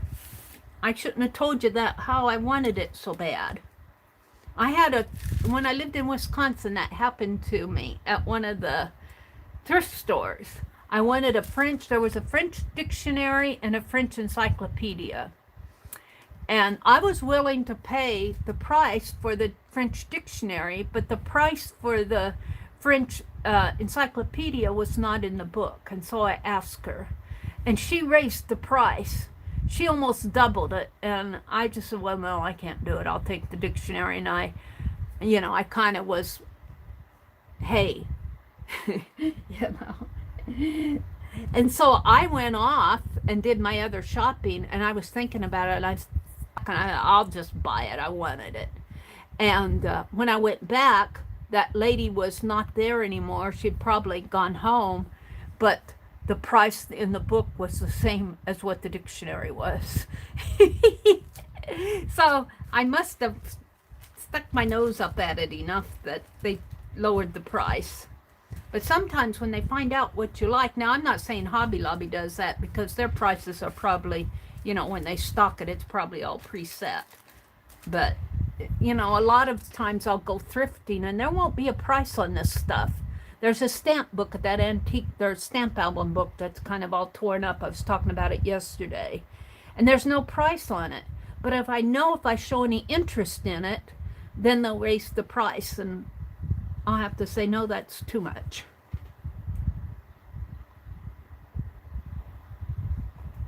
Because I'm not going to pay $60 for a torn up book, because I want to tear it up more. All right, let's go back down. We're going to go back to my man here, and I'm going to start sketching him. Now, this will not be a photorealistic sketch. My sketches, if you look at this lady here, she's more of an illustration sketch. She's more of that's the best way I can describe her. She's not cartoony. She's more of an illustration. Something you might see in a magazine or a book, rather than a photograph where you sit and get every little hair on that head and every little shade in there. That's why we have photographs, is to get all the... I'm using the photograph as inspiration for my sketches, and I'm going to zoom in. Do. You love the sketch of the lady? Thank you. Here we go. We're zooming in. Hi, Galena. Good morning. Let's see, because I want you to see him, but I want you to also see my reference. And I could move it over a little. And I want to move it down a little, so I need to move my camera. There. All right. I'm ready to start. And I'll try not to spend all day on this. So, I like to talk through before I sketch. And I don't always do it, but I like to. And talk about what I'm seeing on the photo before I sketch it, because it helps me notice things. So, what I'm seeing here is he's got very dark eyes. And even when I would have to lighten it, really lighten it. Even when I go in, sometimes when the picture is dark like this and I expand it, I can see the eyeball, but I can't even see the eyeball on this. So he's got very dark eyes. So if I'm going to put his eyes in there, I'm going to have to kind of imagine them. But you know, on here, on her, I've got her eyes pretty dark too. So, and his eyes almost look like raccoon eyes on this photograph. I mean, see, it's almost like he's got a mask on. If you look at it, his eyes are, and that's the effect of the photograph. But that's what I'm gonna do. I might try to lighten his eyes up a little, but I'll have to imagine them. And the light looks like it's coming down from above, because the top of his head is very light in here, and it's kind of hitting his face from above. And both sides of his face have shadow. Probably more shadow over here than here, because you can see the detail of his face here and the ear. And over here it's very dark in here. You can just kind of see the tip of his ear over there. And let's see, he's got a mustache. And again, how his eyes are so dark, his mouth in there. His mouth and his upper lip is really dark. It's just black in there. But then you can see the hair on his mustache. And his skin, you know, like when I lightened that all up, his skin is very aged. It looks like he's been out in the sun a lot. Because let's set this on a light. Let's lighten it up. Let's go back into edit here. And I can even expand him down a little more here. And let's brighten this. Let's hit the brighter. And I'll show you what I mean. His skin, let's save that. Save. Now that I've lightened him, but even when I've lightened him, I can hardly see his eyes. I can kind of see his eyeball in there. And not so much in here. It's very dark. But his skin is very, let's see if I can move it around. His skin is very textured, potted, like he's been out in the sun a lot. Of course, he might have shaved that too. He might have a stubble on his chin, because it looks kind of like he needs a haircut in here. But he's kind of a rough and ready guy. And I think I might sketch from this, but he kind of looks ghosty there to me. The light doesn't look natural. He kind of looks a little ghosty to me there. But I might go back to that to get his eye not being quite so dark. But I don't like the lighting on him when I lightened it up. So let me go back to this. I think I like, let's pick one of these others. Let's pick this one. I kind of like this one, but it's much darker. It's much darker.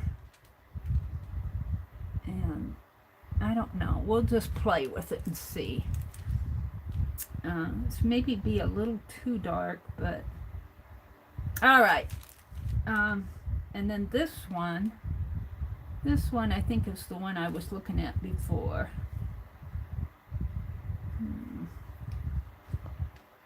Could use that one too. All right, I'm gonna quit fooling around with the and let's just sketch him. Get him sketched.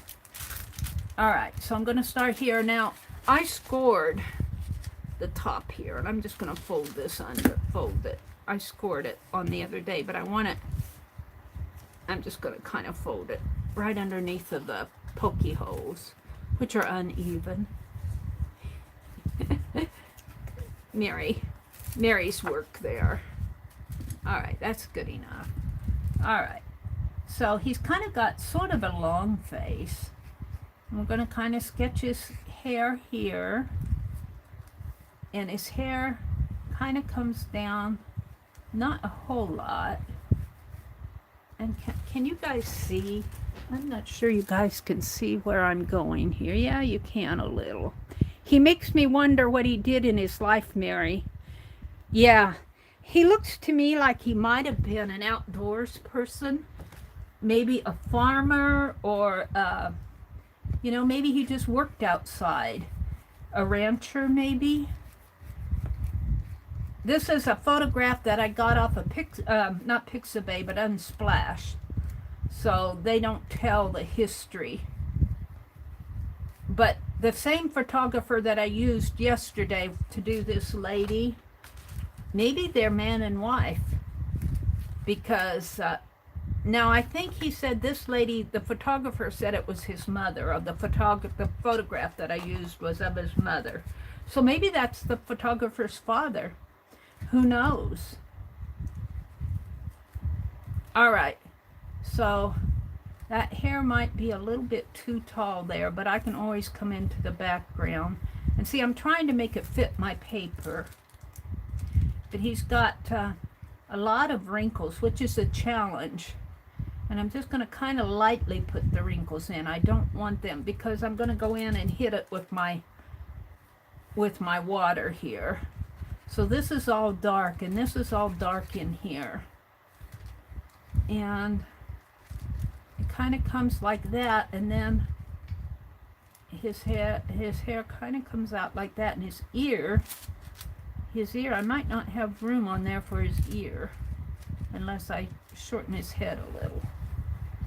So this might fall back into the background because I want to get that ear on there. Probably should have started with the ear. Let's put the ear here. Now that ear, it's kind of interesting. He's got high cheekbones, which come right about his, you can see his cheekbone kind of falls right in there. High cheekbone in there. And his ear kind of falls in with the fleshiness of his neck there. If you could say that, like that. Now, his face almost looks too wide here, but let's just keep going because we got the eyebrow to put in there. I put the first wrinkle here, put another little, this is all dark in here. I'm kind of getting a sense of him. He's got very bushy dark eyes, so let's try to put this one in. And it kind of comes at an angle like that. And then this ear is lower than that ear. If you would look at this, the top of this ear is right there. And it comes to maybe where this bottom of the top of his ear over here. So that's about right. Right in there, but you can't see much of that ear because it's hidden in the dark. That's all hidden in the dark over there. And his cheek comes down this way and a little thinner. And he's got a very narrow bridge of his nose. And then his eyebrow starts again in here, and it slants down this way. And it's very dark in here. Very dark eye area in there, and very dark eye area in here. And I'm just kind of putting marks in there because I'm going to go in and smooth all that out, hopefully. And he's got a fairly narrow bridge of a nose in here. It's more dark in there and dark in here. And he's got a narrow bridge in there, and then it kind of comes out like that. And then his nostril comes here, and this part of his center of his nose comes down this way like that. And then he's got this very predominant cheek area in here and in here.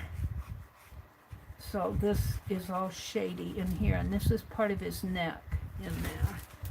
Can you guys see where I am on this? Yeah, I guess you can kind of see it. Now I need to put his hair. I got the outside of his hair, but he's got hair coming down almost to he's got a lot of wrinkles in here. I don't want to, because that really defines him. Oops. Oh, there went my water pail. I'll have to put spritz my water in the top of my, it went over the cliff. That's what I'm afraid of. All right. So I don't have his eyes in there yet. I just kind of have where the sockets is. I'm trying to, let's see, I was working on his hair. Is very scruffy in here. Scruffy is the word I'm looking for. He's very scruffy fellow. And this is all dark. And then his mustache starts under here, and he's got a very predominant cheek area in here. And I'm just kind of putting some lines.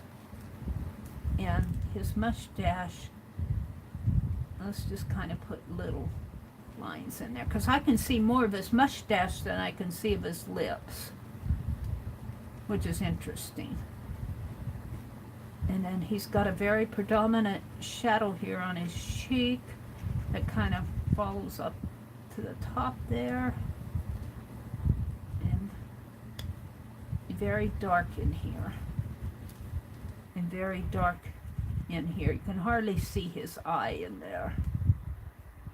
You can kind of see it though, so I'm just going to kind of imagine his eye in there.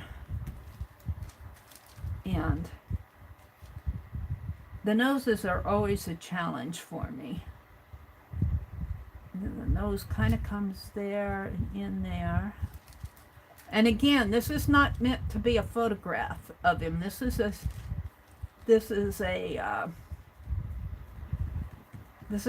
more of an illustration than I'm meant to be a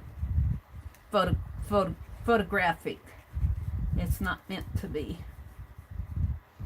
And so his chin, he's got a fairly square chin, fairly square, and his lip comes down in here, and it's very dark in here. Very dark. I can see more of his mustache, which might be a little shorter. I can see more of his mustache than I can of his mouth area. And it's very dark in there. And let's see. Then his neck, it's very dark down in here, and is his neck. And I kind of like what I did to that eye there. See if I can't get this eye a little bit more defined in there. Very dark though. And it's dark up in here. And I'm kind of happy with that. And let's see. But this is very,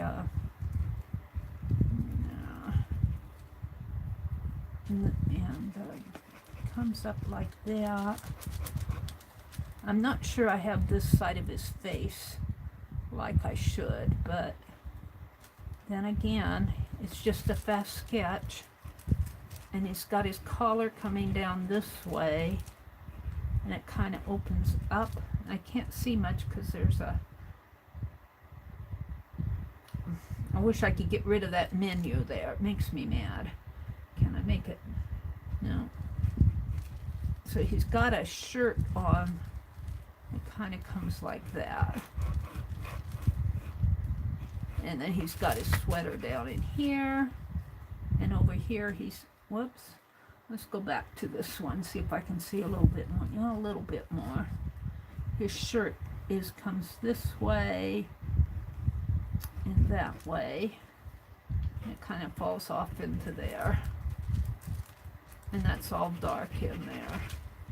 And this is all dark. I'm not sure I have his face here. I think it seems to me like he might have a little bit skinnier of a face than what I have it. But if I put in that shadow,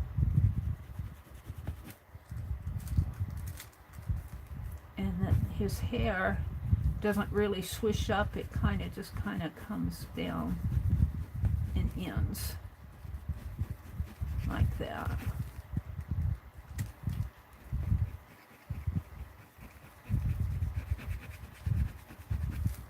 All right, let's, I wish I wouldn't have dropped my water pail. Do I have another cup thing over there? I think I saw one.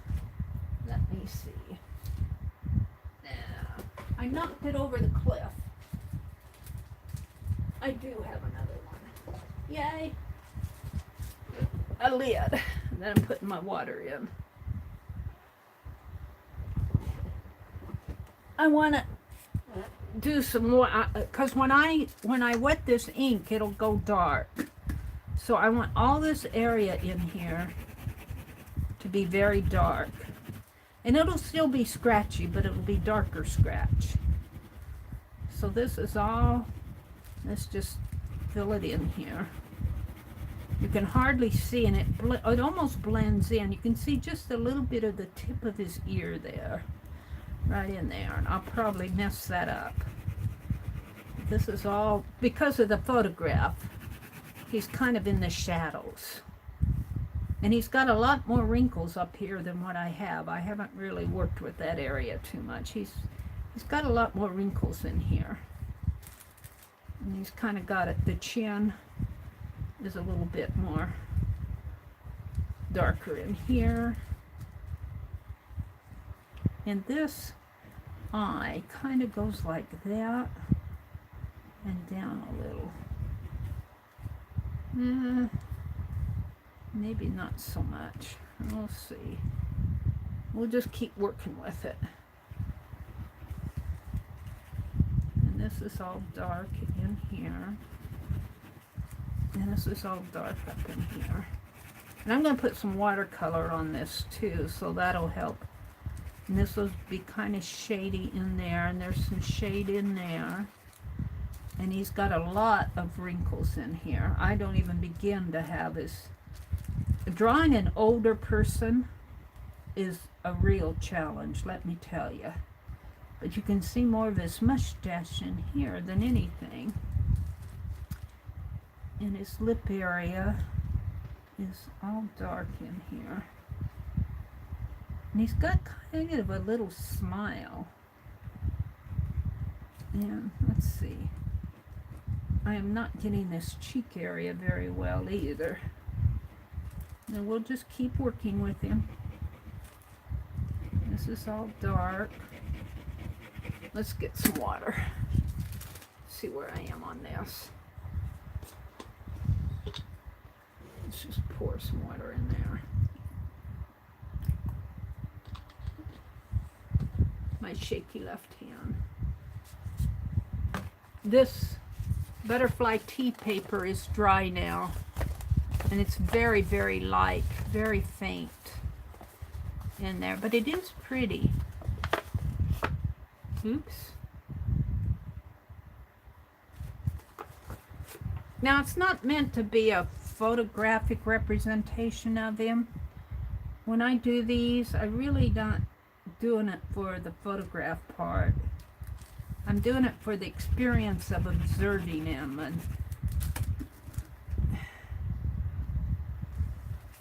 all right, let's start doing this. And as I do this, it'll kind of, I already warped his, got his ear too dark. As I do this, it darkens this whole area in here because this paint is water soluble, is soluble. And I did not put, let me get a towel. I didn't put any ink on that side.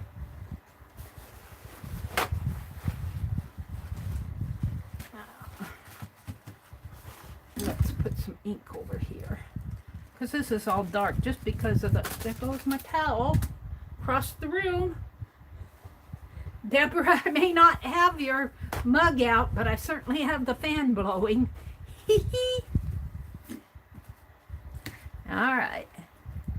He's got a pretty predominant ear here. And his hair might be a little bit, I'm not sure about the ear. Yeah, it's a little bit.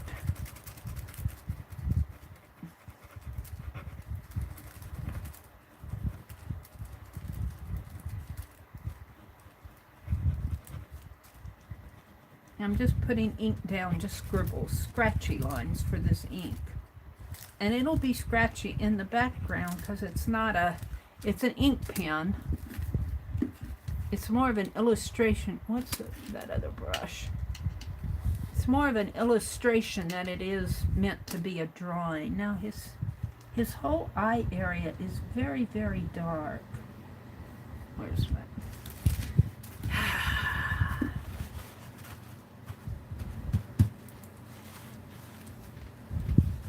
It's a little bit lighter in there though. If I can do that or not. Lift that. And the problem is that I'm not even working on a mixed media paper. I'm working on cardstock. This is not a mixed media paper, just so you know. So I have to be careful how much water I put on here because it'll pill up. Pill, P-I-L-L. But I'm just using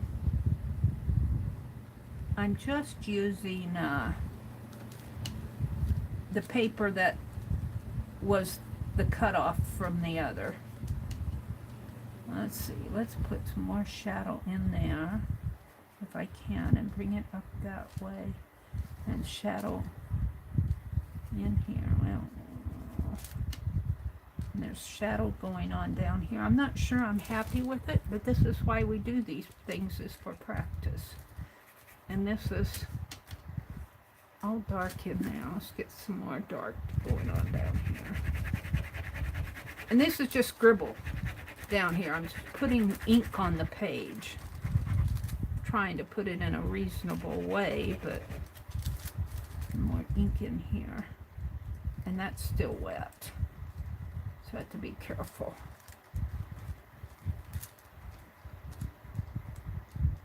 Maybe too much of an ear there. Notice I haven't touched his nose. Alright. I have not defined that shirt too well. This is all dark, and I don't want to mess up his eye. I'm happy with that eye. This eye got really dark, but it's dark in there.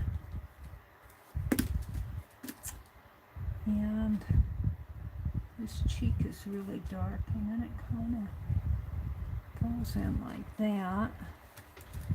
And I start going up here.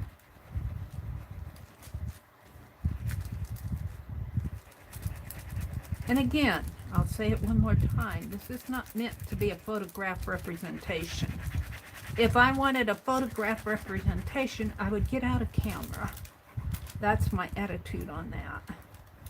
I admire the talent of people who do that, because it takes a real talent to get a photograph representation, but that's not my goal. It takes hours and hours of work. I'm just laying down color here. I'm laying down ink. Alright, I think I'm pretty happy. Let's go in here and just work on this nose a little.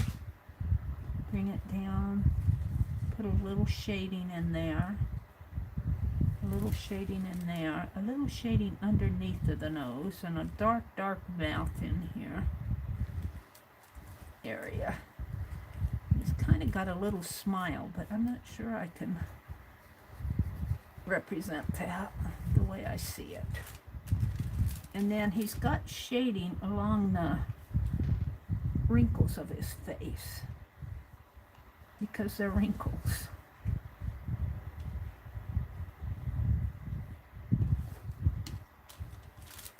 And his cheek is kind of shady in here, but not dark shady.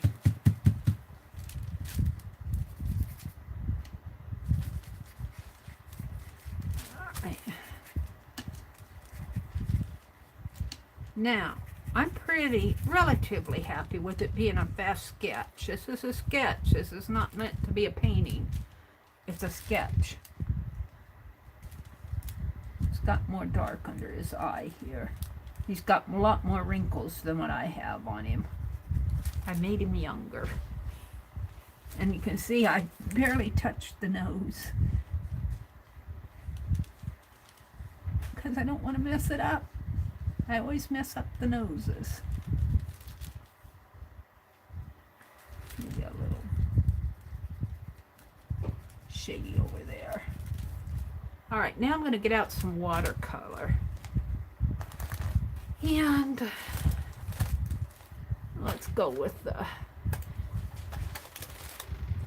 darker color again here, the darker brown. And notice there's no blue in here because this is all complexion. But our complexions have a mixture of blues and greens. So it's very interesting that this palette is tans and pinks and yellows for complexion.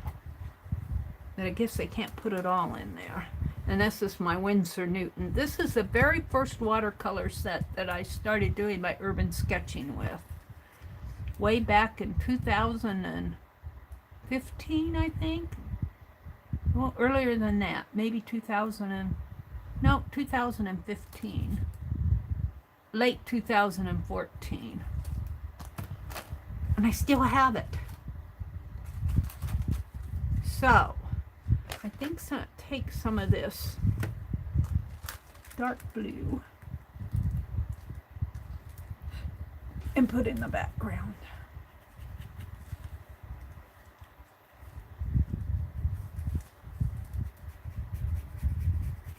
And that will kind of make his face pop out.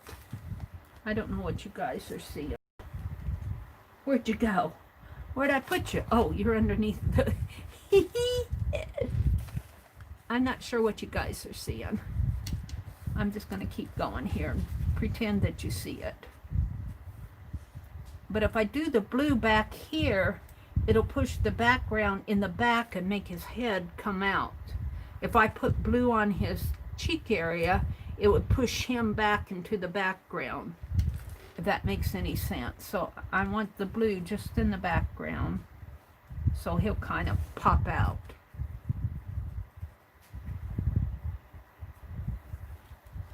I'm happy with that. However, I don't want him to just be black and white. So let's go over to this palette here. And I think I'm going to, where's my colors here? I think, I don't want him to be pink. I think I'm going to go for the yellow ochre. Maybe this coconut color. No, maybe a little darker than that. Not redwood, maybe this tiki color here. Maybe this tiki color in the shadow, maybe with a little of the coconut. Maybe these two colors right there for the shadows. So that is these, well, that's not right. Somehow I got these colors mixed up. That doesn't seem right, because that's black. I think my colors got mixed up in here. I think this is black and this is the coconut, and that's the brown. I think these two colors got switched when I put them back in. So I'm going to start with the coconut, I think, which would be this one.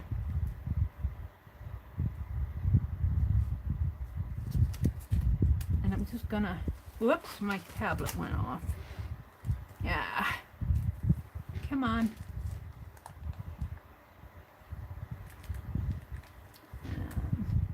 Let's make sure my sound is all off. Yeah. So I'm just going to put some in there. Well, that's almost too light, but let's just put a little in there. And let's put a little kind of in the shadow in here. And I'm just going to blot it in there. So I'm just kind of giving him a little skin tone. It's almost too yellow. But I'm going to go in with some of this brownish color in the shadow in here. And not a whole lot. Just enough to push him in the background a little. Mary's talking. Just enough to kind of give him some ruddiness to him. Very ruddy. R-U-D-D-Y, ruddy. And And I don't want it to be blue because I don't want it to fall into the background. So I'm just using a little bits of brown in here. And he's got very predominant area there and very predominant in here. And let's bring that up in there and maybe in there. Now, I don't think I want him to be white either. So I don't want him to be yellow. Let's go for this color, which is the, what is that? Chant? Yeah, C-H-A-N-T. I don't know where these colors come from. Chant.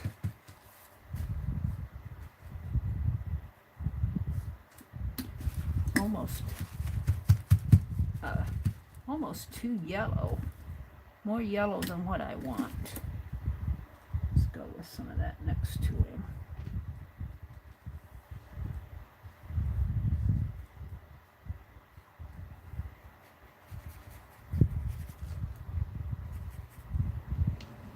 That's almost too yellow. I made him yellow. Let's see if I can't lift some of that up.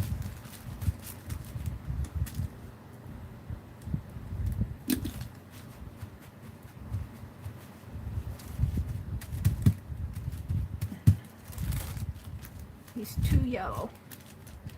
There, I'm not happy with it.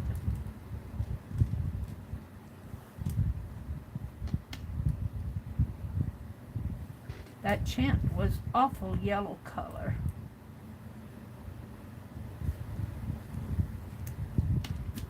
So let's put, his hair is probably a grayish color, I would think. So let's see what this, a grayish brown.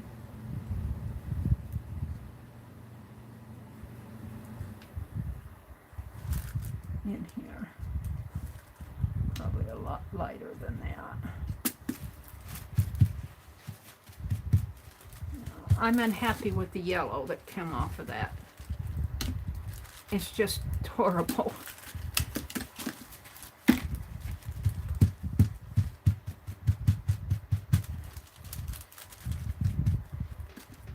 I'm unhappy with the yellow, how yellow that chant was. And I don't know if I can lighten it once that pigment is down there. So I guess that's the way he's gonna be.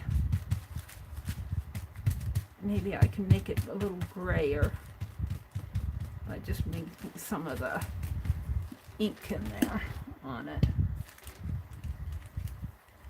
And now I'm starting to peel it up. All right.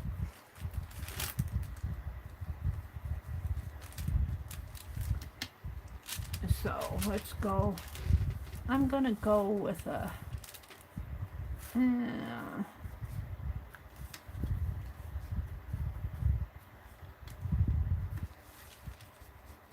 dark color in here, almost a blackish color down in there. I don't like that. That was me getting to know the colors on my palette. And let's put a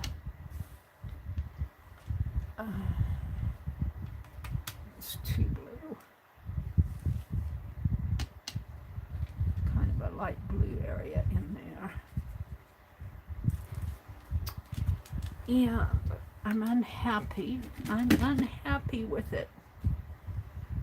Let's go for the peachy. See if I can't make him less yellow. Make him more peachy in there. Yep, I've really done that. So let's put some red in here because I want it to pop down in there. Hey, he's really gotten old in front of my face.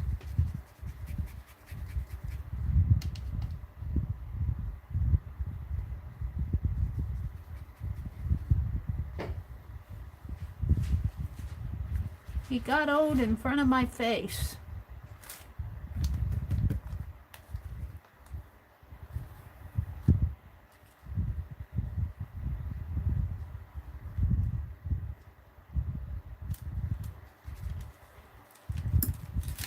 I'm not happy with him, but there, yellow ruined him. Let's dry it and see if it'll lighten it up a little. I don't like chant. The color was chant. Right here. Because there's the peach and the pink. And that was when you put that on the paper and put it on thin, it turns yellow. It looks a lot darker there because it's thicker. He's too yellow.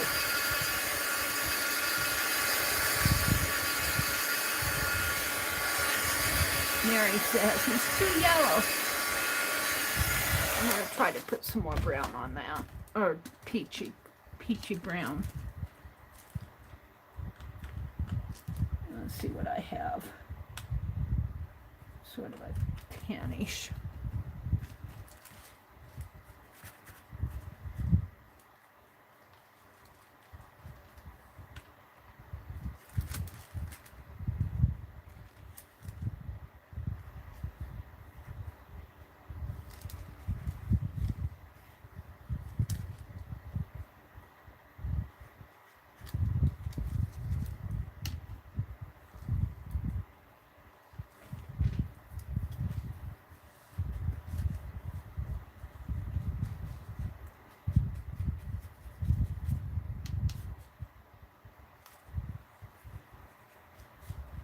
I don't tell you how dark it is, and you see the darkness is what makes him pop out. So I'm going to put some more dark in here and make it lighter up in there.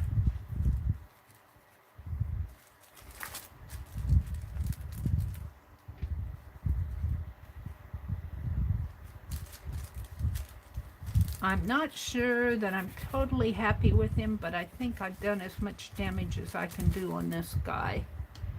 I'm very unhappy with how that yellow went in there.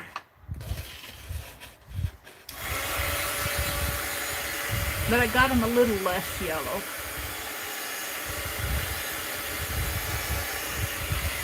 Alright, now let's remove the reference photo. Sometimes when you take the reference photo away entirely, I'll put him in the wastebasket, and let's move the watercolor over. And this watercolor off of my desk, let it dry. And move this over on my cart. Boy, do I have things stacked up here. Wash out my brush. Throw my water in the water bucket over there. Let's wipe this out. We'll use that again. I'll have to get the other one off that fell on the over the cliff. Okay. Whoops, this goes in with that other. Well, I'm not sure how I feel about him. But if I look at him without looking at the reference photo, I'm happier. Let's dry him on the back. Meri's kind of in her zone here.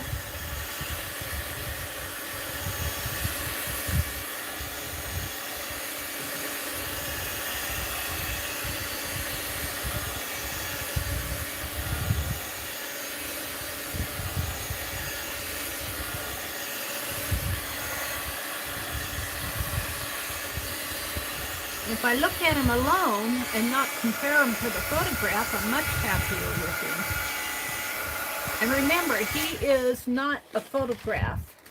He's not a photograph. He's a quick sketch illustration.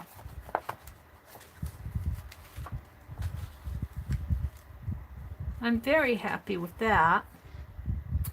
Let's see what you guys are saying to me. Let's go look at chat.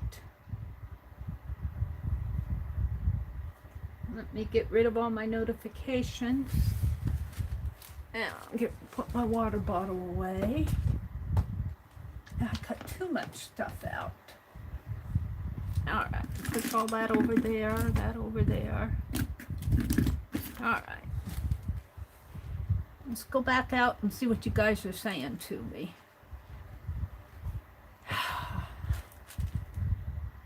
Oh, now when I look at him in my tablet here, he doesn't look half bad. He kind of looks like he's fading out in here. He looks like he needs some more dark area in here, almost.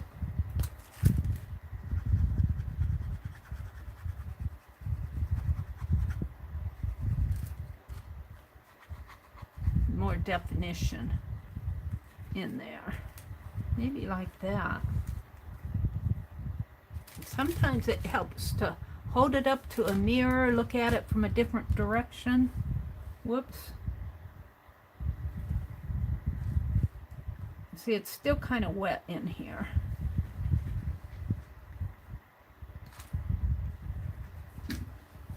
Kind of define his head a little bit more in here. I think that helped. I'm not real sure about this. Now I'm wanting to look back at the photo again.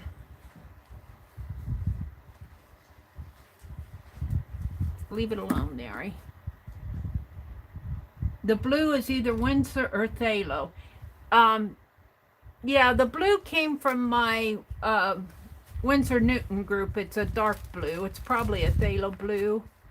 And gosh, I've had it since 2014, since I started watercoloring, because I never refilled that blue. I refilled the white and I've refilled the green, but I never refilled that dark blue. And of course his nose, as I'm looking in here, when I look in here, it's a lot smaller. His nose probably needs a little bit more definition. I don't want it to get too defined. I'm hitting it with the water again here. His nose, my noses always need work. It always needs a little more work in there. Everything always needs more work.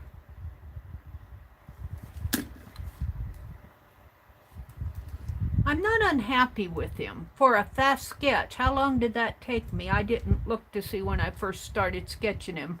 I'll kind of, can't have been any more. Well, it's only 7:30, so it can't been any more than an hour or so. Some people, when they do portraits, they'll spend 3 or 4 hours and get the eye done. You know, that's not what I'm up to. He's not too bad. I think I got the shape of his head.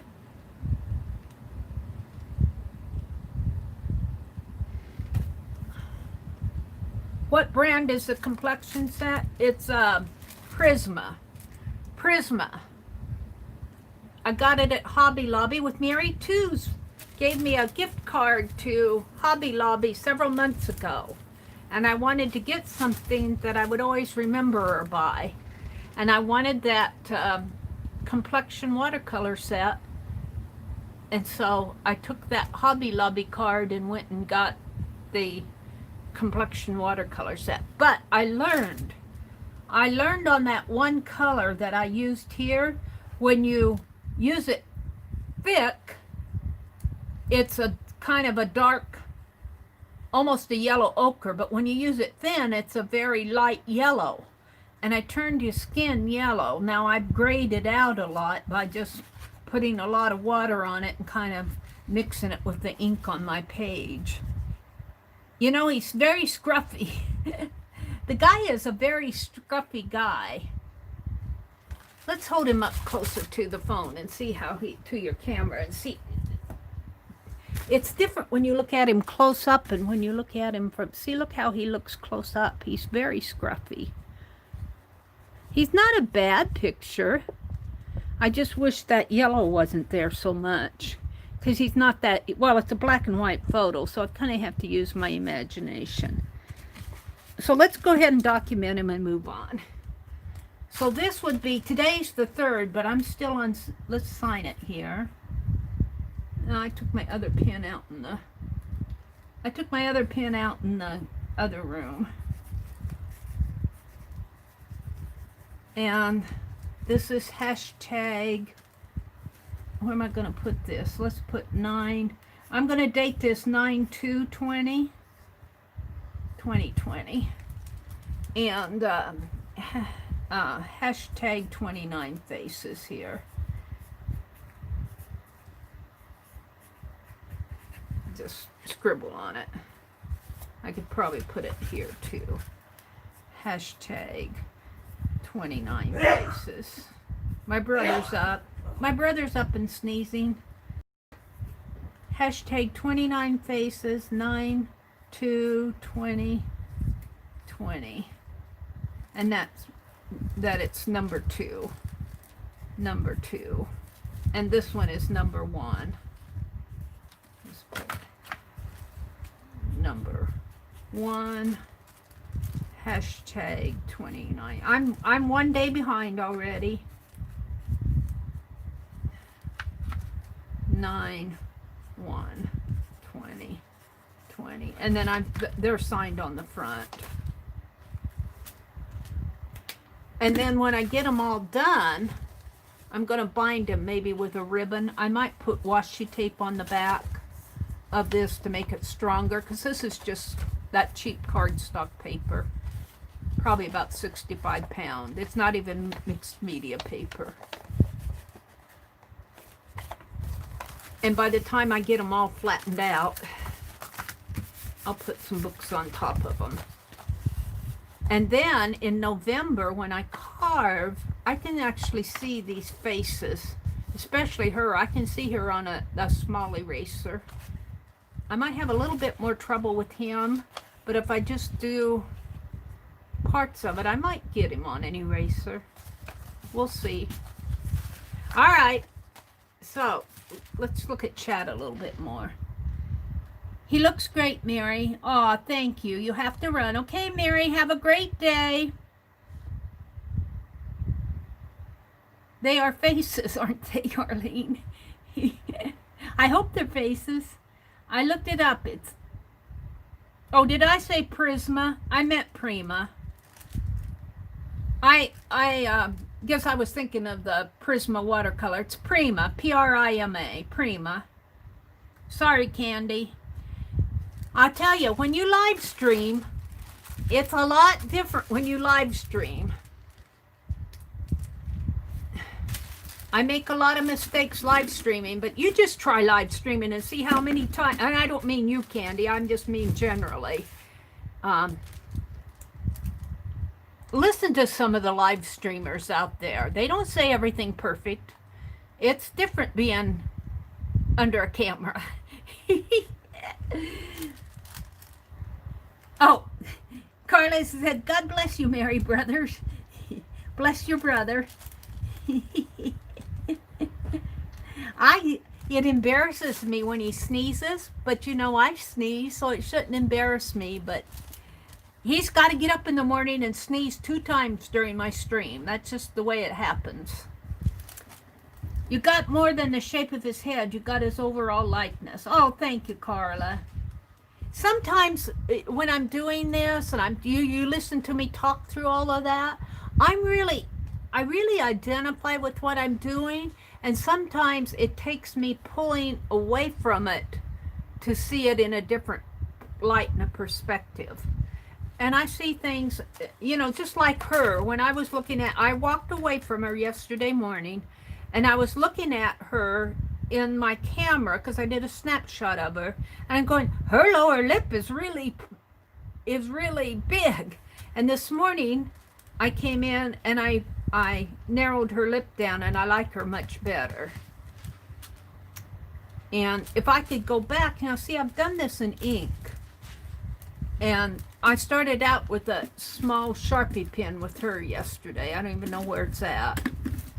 I started out sketching her with that. It wasn't a Sharpie pen. It was the Pen Plus Gear Fine Point.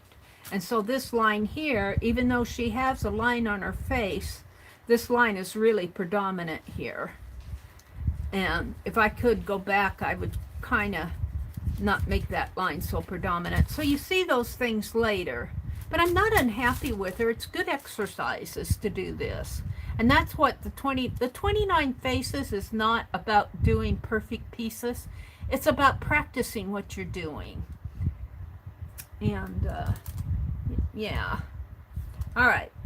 Let's see what else is going on out here. I made him younger.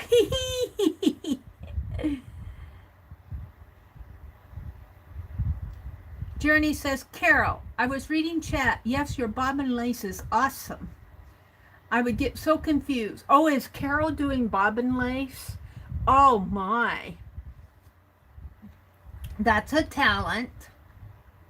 Meri, did you ever get the new skin tone Crayolas? Not yet, Trace. Meri says, I think I'm happy with him. And it is a wonderful sketch. I say, look at my awesome stick figure that's crooked and all jacked up. Well, stick figures can be fun too.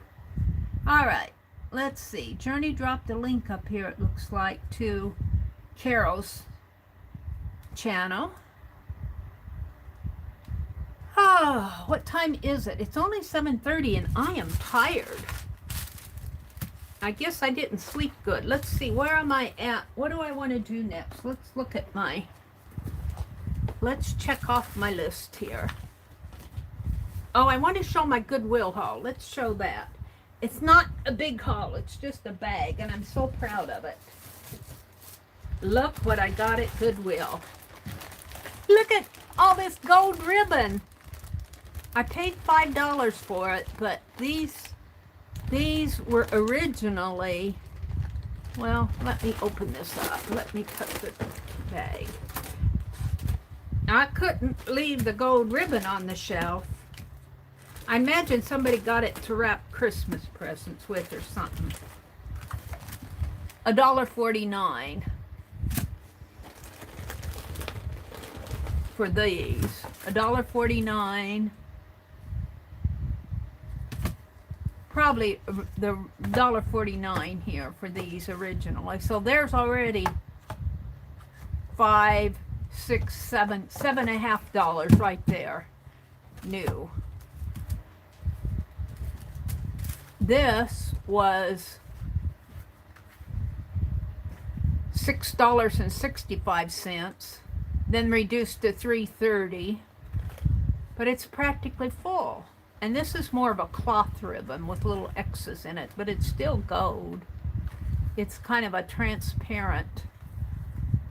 It's kind of pretty. And there's more. Oh, there's more. So what did I say? For $1.50? 1, 2, 3, 4, 5. So there's $5. $7.50 for 5 of them. 1, 2, 3, 4, 5.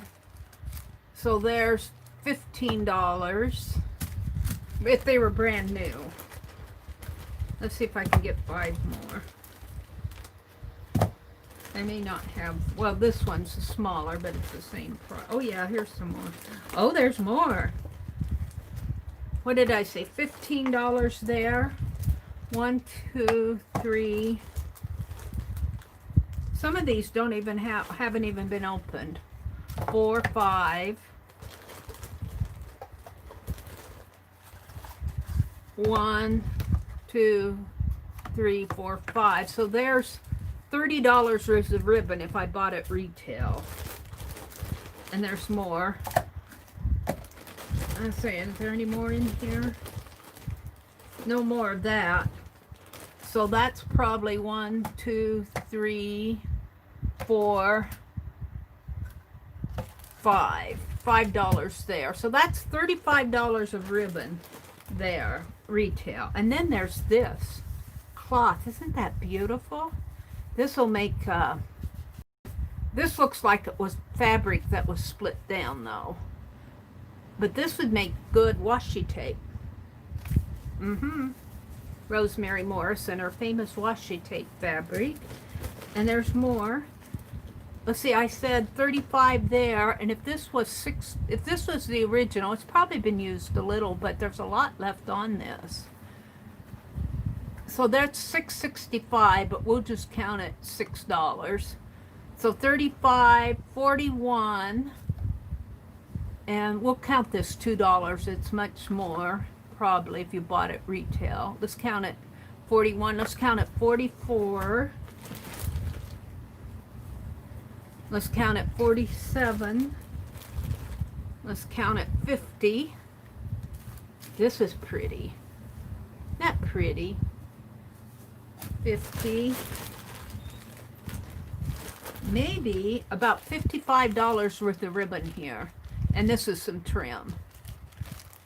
And I got it for $5. So let's just say I saved $50. And it's hardly been used. I mean, there's a lot on that.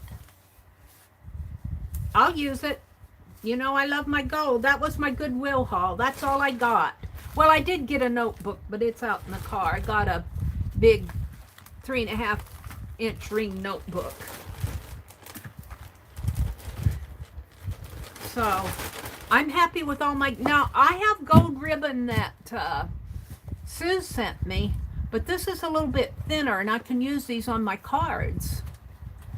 I can use these on my cards is what I saw when I saw them in the bag there. So now I'm going to have to find a space for them. That was my Goodwill haul. That's a lot of ribbon. They probably, I wonder, maybe a store sold out or something. Maybe this was left over from a retail store. It's Doris ribbon. And you know, I did not go. I forgot to go. But the JCPenney store up there in that town where I go to Hobby Lobby, the JCPenney store is one of them that they're closing. And they had, I was watching the marketplace thing on Facebook, and they have all kind of shelving for sale. I don't have room for all that stuff. But it would have been good if you have an unfinished basement that needs shelving. But that stuff usually sells pretty fast. I'm going to have to do something with the bag of this now. So that was my Goodwill haul. What else is going on out here? You love cloth ribbon. Isn't that floral ribbon beautiful? Aunt Beck said she had Howie in her lap. I could not have let that sit on the shelf. I saw that gold ribbon and I said, that's why I came up here today. I said, that's why I came up there. Well, I didn't. I really did go up there to go to Hobby Lobby because they have Tim Holtz on sale, 40% off. And I wanted some dye. And if you buy, you have to watch for them. Not all the dyes because they're spellbinders and all of that. But Tim Holtz has some dyes and some texture fades. Here's that Sharpie pen. Put it over there. So that's why I went up there, because I wanted, I saw them on sale. Should I get them out? I'm not going to show you my whole Hobby Lobby haul. But I did get some things on sale.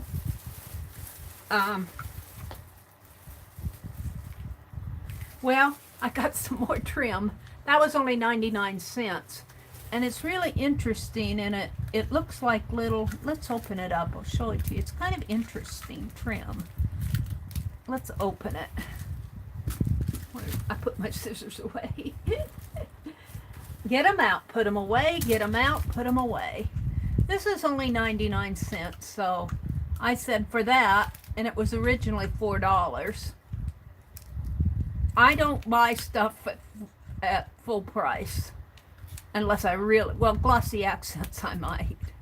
I bought some new glossy accents yesterday. But most of everything I get on sale. Where does it start? I know. See, it almost looks like pineapples. Does that look like pineapples to you?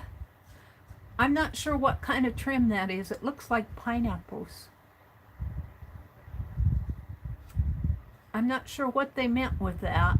It's pineapples. But if you take some, let's take 4 of them off. They almost look like little characters holding hands. Ooh, it's strong stuff. Ooh, I only cut 3 off. Well, I wanted to cut them apart. Let's get that out of my way. I wanted to maybe cut them. You could make flowers or something out of them. Bend them that way. I'll bet they'd make a pretty. It almost looks like there's stickers on the back, but they're not. Is it the decorative trim? It says light green. This isn't light green. This is gold. This says decorative trim, light green on that row. If that's light green, I'll eat it. That's gold. Well, maybe as the light shines on it. It's really interesting. It's kind of holographic. Yeah, I think it's pineapples, but why would you have pineapple ribbon? I guess maybe in the kitchen. Pineapple ribbon is, I'm glad I only paid 99 cents for it, because I'm not sure how much I would use that. I would probably try to make flowers out of it somehow. And it doesn't fold up. It almost looks like it's a sticker paper. When I fold it, it wants to, I don't like it. I'll probably be punching holes in it, or I don't know. I just don't have a use for pineapples. I'm glad I didn't pay $4 for it. I got it because it was on clearance. And then I got some cards here for 87 cents. They're kind of an eggplant color, but they're nice cards, and they got the envelopes with them, I think. Maybe they're just cards. But those will make, for 87 cents, you see I hit the clearance aisles. I bought some, because I'm always using this crochet stuff, 71 cents for, and this is originally $2.89. I got it for 72 cents. And so I bought some, I bought some kind of a grayish color, because I like to use this a lot. This was 84 cents. I guess I'm going to show you my haul. I bought some Paper Studio, I guess you could say it's bling, 99 cents. Some orange clothespins for 62 cents. These were on sale for 50% off. These are little beaded roses. These were $4, so I paid probably $2, $1 a piece for each rose. Probably a little bit more than I should have. I bought a watercolor brush for 99 cents, but it's got one of these scratch tips on it. And I've seen The Mind of Watercolor. I've seen him use those scratch tips on. You watercolor, and then you take that scratch tip and mark through your watercolor there. And it was originally, it doesn't have the original price on it. It was only 99 cents. It's a Majestic. I don't know if that's a good brand or not. I bought a texture fade for $3. It was originally $12. These were an advertised sale, though. These were, this was not like the secret clearance that they have every year. This was advertised. the Tim Holtz sale was advertised. Let's see. What else did I get on clearance here? I got some, I bought this. I didn't want to bother Lisa, so I bothered Tanya. This is that big yarn. It's called Big Yarn. This is, I was showing it to Tanya because I was wondering, it almost looks like, I'm going to move you guys. I'll cover you up here. Where's the cord? What I thought with this, I'm going to move you over behind me. Hold it. What I thought with this is almost, it's not wool. This is this is called Sweet Licorice, but it's a cotton polyester blend, I think. Acrylic polyester, 50% acrylic, 50% polyester. Now Beth Schuler might know too, because she's good at fibers and stuff. But I think you could spin this. I think you could spin this, and that's what I want to do. Is I want to go back to those classes that Lisa, I would bother Lisa, but she's either on her trip or getting ready for her trip. And I didn't want to bug her, so I bugged Tanya. But what I showed Tanya was the same as this. It was a little bit more to it, but it was $5. It was $4.99. But this was only $2.50, $2.49. Originally $10. But I thought that I would try to maybe spin it, because I think you can, what do they call that when you pull it out? Oh, there's a name for that in the spinning world. But see, I can pull it. I can pull it. And I think once you pull it, you can spin it. Now, it may not spin the same as wool, real wool would. This is, like I said, it's acrylic polyester. But if that doesn't work, I pulled on it there. If that doesn't work, I can always knit a pair of house slippers or something. For $2.50, I thought I would try. And this I got, this is pretty, Christmas. This is $1.50. You know, yarn is expensive these days. Your yarn balls can go for like $6 for a skein of this original. And this was $1.50. So I hit the clearance stuff. I hit the clearance. Here's another one, $1.50. This is more of a gray color. And I bought this. This was only $2. I want to do some crocheting, and this is all grays. I want to just play with this stuff. And I want to show you the dies that I got.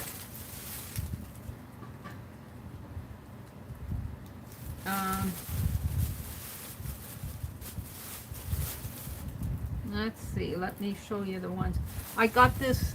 This was originally $13. It's a die of a little bird and a branch. I got it for $3.24. So about 75% off. But if you see, they got it in different colors, but if you put it in one silhouette, like a dark blue, maybe with the flower on there, that would look pretty. And what else did I get here? I got the word one. I want to show you the word one, and it doesn't look like it's in this bag. I got one that says thinking of you or something like that. And let's see, I want to show you these. I like these danglies for my journals. This was $3, but originally $10. But I'll break all of these apart. I'll be breaking these apart and using them as charms. For $3, I think it's supposed to be a bracelet. So that's about my haul, except for that one word die, which is, let me see if I can find it. I bought a big bite. That's what I spent my coupon on. Oh, and Rosemary.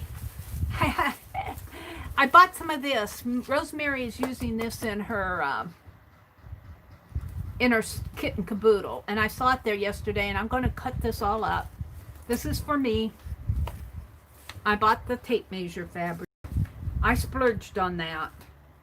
And somebody asked how much it was. It's $6.99 a yard. Somebody was asking last night how much this was. $6.99 a yard.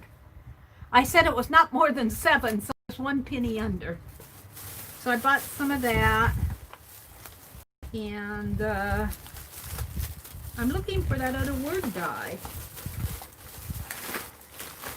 Where is it? I want my word die. I don't know where it's at. Is this it? No, that's a glossy accent. Well, I'll find it later when I'm unpacking. I'm sure it's in here. It better be in here, or I'm going to be mad, because that's why I went up there. I don't see it. Well, and I got some Stays on ink. Ink was on sale, too. 40% off. So, that's my haul. Probably spent more than I should, but I buy all this stuff on clearance. Just like I showed you that ribbon. Was a $55 bag of ribbon that I got for $5. And if you would start adding this up, this would, at retail, without the clearance, is $9.99. So $10 there. $12.99. So $13 there. So 12 and 13 is already $25. $4 and $4. So there's no, $3 here. $3 and $3. Well, $3.39. So we'll count it $6 for that. What did I say? That's $31. This is $6 and $6.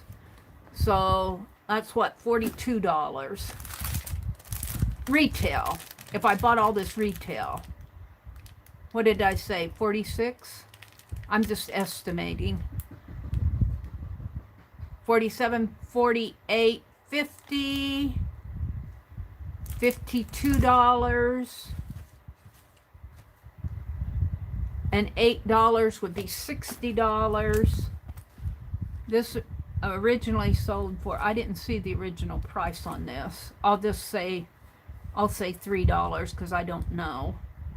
So we'll call that 50 what? $55. $4 for this originally would be $59. $12 for this would be $69. I'm just estimating. 69 and 2 would be $71. $4 for that would be $75. That's that horrible pineapple stuff. 2 of these cards, what did I say? 75? 71. We'll count it 71 because I lost track. So we'll call this $4. We'll call that $75. And here's another one. So $79. I'm just counting this stuff. Here's this yarn at $10 originally. Original, not what I spent. So almost, by the time you count all this, I've gone over, and including the full price. I didn't get this was not on clearance. Over $100 here if I would have bought it at full price. So let's just take maybe at probably not 75% off because some of it was half off. Let's say 60% off. Probably an average of 60% off. So I probably spent maybe around $40. I'm just estimating. I'd have to add it all up. I probably saved about $60, I would think, by going and buying the clearance stuff. I'm happy. And then I did buy the big bite, though. I used my coupon on the big bite. So that's my Hobby Lobby haul. And you know, you guys, what time is it? I got all this stuff out. I'm not ready to go on to anything else. What time is it? It's 8 o'clock. I might go ahead and end my stream and put some of this stuff away because I just, I got to sort all this stuff out that's on my desk. And I've done my experimenting. Let me look at my journal here and see what I've done that. Let's look at my journal. This is why I don't want to go on. That's my 800 flower thing. Let's see what I've done. I did my haul. Oh, I was going to work on the kit and caboodle. Maybe I won't in the stream because I want to work on that kit and caboodle kit. So let's put all this stuff back. And I did my 29 faces. That cross that off. Oh, and I'm not going to do it here, but I want to start working on the autumn prompt for Aunt Beck's challenge. I don't know if I'll get I might combine all the prompts into one project because she's got burnt orange and pumpkin and cider and a leaf and cool weather. So I might go out and just Google that and put it all in one project. Maybe I'll have to think about that, what I want to do. Let's see. Cards. I need to finish my cards and I need to do snow globes. Those are the only other things I had on there. Let's go work on my kit and caboodle because I have time to. Let's put all this stuff back in that sack. I just didn't feel like clearing it all off again. Meri, lazy. Let me reach for the sack here. Is that it? I wish I could find my word die. I don't see it in here. I'm going to be very, very unhappy if it's not here. And I don't see it. I might have, because it said thinking of you. Huh. Maybe it fell out. Well, let's put this stuff back. I want to do some crocheting. I don't know what I want to make, but for what? For $2 for all of this? It's pigment plus fiber, quarry rock.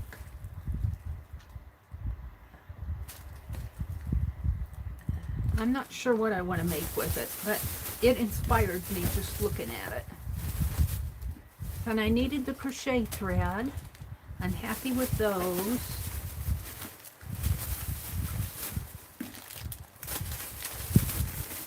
Let me pack everything up.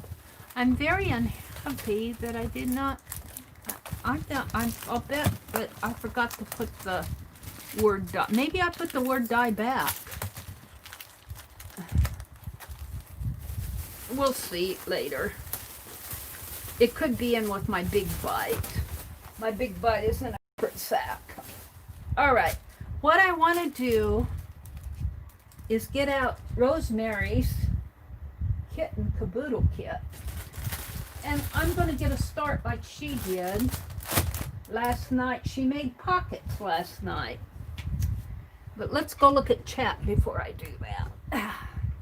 I got some time. It's 8 o'clock. I got about 45 minutes to work on this. Now I separated out my pages that I want. So I kind of know what I want for the cover and everything already. Because I did that when I was unpacking it. Aunt Beck says, I will let you all know when they are ready to go and how to pay for them. Oh, did you get all your boxes? Oh, Aunt Beck has been working on her, she's going to do a dish stash like Lisa did, only she's doing hers in boxes like Gina Aaron's did. And I have to tell you, I bought one of Gina Aaron's box a long time ago. I bought one from Gina and I bought one from Shannon Green a couple years ago. And I still have stuff. I still have stuff from both of them that I won't use because it's too yummy to use. And that'll probably be the same for Becky. Arlene, what did Arlene say? Yeah, I found that fabric at Hobby Lobby. Oh, Arlene's getting a new wheelchair. Oh, yay, Arlene. Is that what they're all saying, yay? Oh, congrats on the new chair coming, Violet. Hi, Violet. Did I say hi to you, Aunt Becky? She says, I need to go back to the storage unit and go through more stuff, Aunt Beck says. Yep. Carla wants her fox. I got Mina's little teddy bear carved. I have to send it off, but you're next.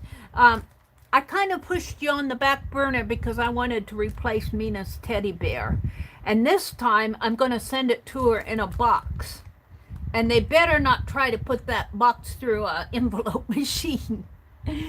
I might put it in a priority box just for Mina. I won't do all of them that way. But I might get some smaller boxes, not priority, to send the maybe smaller boxes. I'll have to find out from, I don't want those priority boxes, but I'll look at the post office and see what sizes I can send boxes through the mail rather than envelopes, because Janet got her eraser fine, and Meri too got her eraser, and Aunt Beck got hers, but Mina's eraser got destroyed in the mail, so I had to carve another one for her. But Carla is the next up. I'll try to get your fox done before I do Carve November. I got a month. Let's see, they're saying good morning to Violet. Dee Dee is streaming this morning.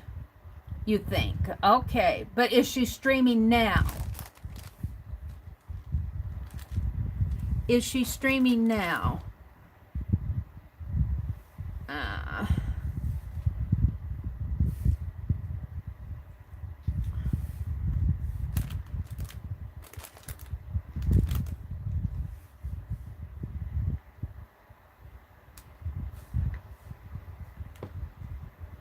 No.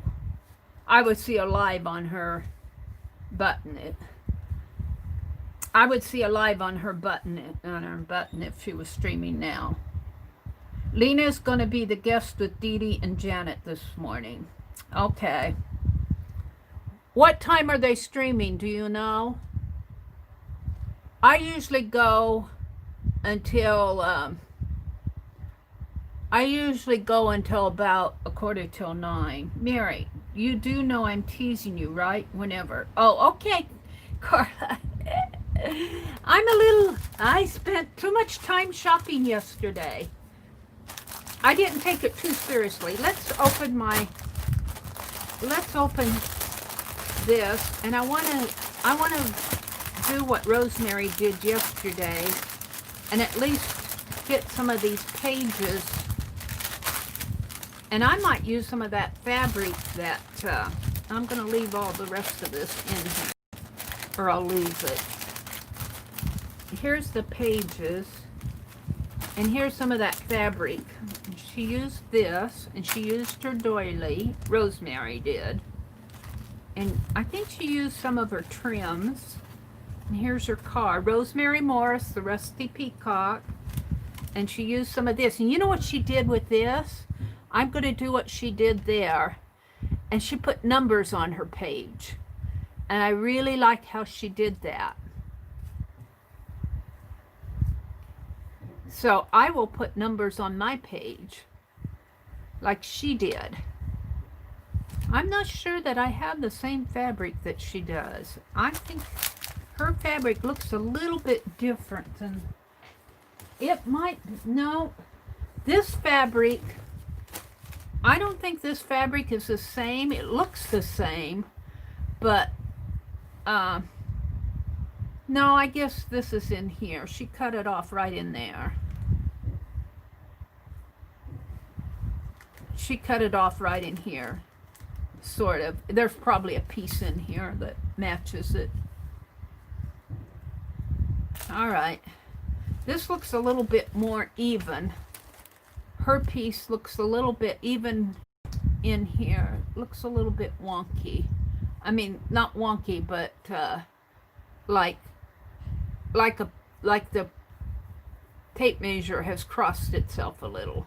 And these look a little bit more like they're laid out flat. So this may not be exactly the same fabric. I'm not sure because I don't know what she got. But this came from Hobby Lobby, 2018 Brother and Sister Design Studio. B59 Cafe CAFE-P076. Copyright 218 Brother and Sister Design Studio. That's where it is. I think it's the same. I think hers probably by the time she, let's see, here. Where did I see that 10?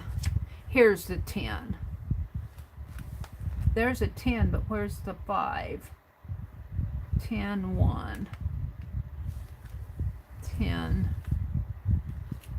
I'm not sure I can match this up. Hers might be another designer. 5, 4, 3, 2, 1. Here. It goes there. Yeah, it is. It's the same stuff. This here, this 6 matches that 6. This is Rosemary's. This is mine. This 6 matches that 6. That 5 matches that. This is 6F. This is 6F. So it's the same fabric. So she gave me a piece off of here. And that's what I'm going to use. But if I run out of numbers, I've got plenty. That's for me. I'm going to make washi tape out of that. Lots and lots of washi tape. So she used this and the doily and this piece and little doilies, and she used her trims and she cut. I'm going to do what she did because I might not do everything she did, but she's showing us how to do it. So, and then she used some of her bits and pieces that she sent, like the needle cards and the ladies here. She used some of that, and she used this. She used some of this. She cut this. And I think she used some of this. She made the cutest, I don't think I have all the same pieces that she had. She had the cutest blue flower, and I don't think I have that. I have gold flowers. I have a gold tree. She had a blue one, but I'm happy with the gold. And let's see what else she has. A little white piece in here. And look, some scissors, handmade scissor tags. So, what I want to do, and these are mine, I think. No, these are hers. Eager to tag along. These look like little twill pieces, maybe. I'm not sure what those are. And these are mine. Bling. These are what I got out of my... These are hers. All right. So what I want to do is separate out my pages, or get a good start on it, because I do want to get this done. Now I know that I'm going to use this on the cover. This blue piece for me, I already know is going to be my cover. But I find this blue piece very interesting, that it's stitched onto a piece of gingham, but the right side of the gingham is facing on the inside and the wrong is on the out. And I don't know why they did that, because it's stitched down in there. Look at that. I don't know why they did that. As a curtain, maybe? I'm not sure. But I think I'm going to undo that. I think I'm going to rip that out, and then I'll have an extra fabric. So let's do that. I don't, you know, that blue on the back is too blue to be tucked on the inside. We're going to open this up. Let's get into chat. Mary's in her own world again. Live chat. Curtain project. Curtain pocket. A curtain pocket. You mean to put the rod in, the curtain rod in? Oh, I see. And because this was the back of the curtain, and they probably had more curtain. This was probably cut off of a curtain, and this was probably the back. So they didn't want the blue showing. They wanted the back of the fabric showing on the back. I'll bet that's what Aunt Becca's saying to me. Well, I'll tell you, I want the blue showing. So this is no longer going to be a curtain pocket. Aunt Beck knows all this sewing stuff. I don't. I'm not a sewer. I could probably make my own clothes if I made a shift dress or straight pants with an elastic band. Simple stuff. An apron. I could do an apron. I learned the basics. My mom taught me how to baste. If it was anything, she said, of course back then we didn't have all the sophisticated stuff. We had straight pins, but she wouldn't let me baste with straight pins, which all you pros do. She taught me how to baste. She said, take the time to baste. And I'm kind of glad she did. You baste to get it stitched down right before you stitch it on the machine. And then you don't have to rip it out again.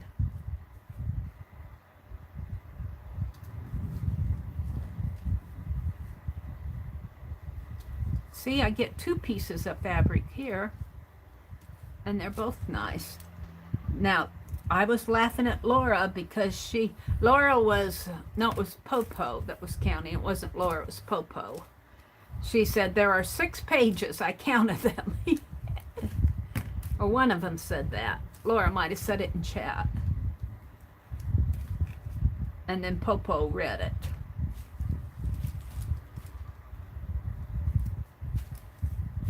Just about done here. There we go. Let's go to chat again. I keep getting out of the chat. Aunt Beck says, straight always. I always go for it. Basting for me is just curves. It's just for the curves. Yeah, but you have sewn a lot with your machine.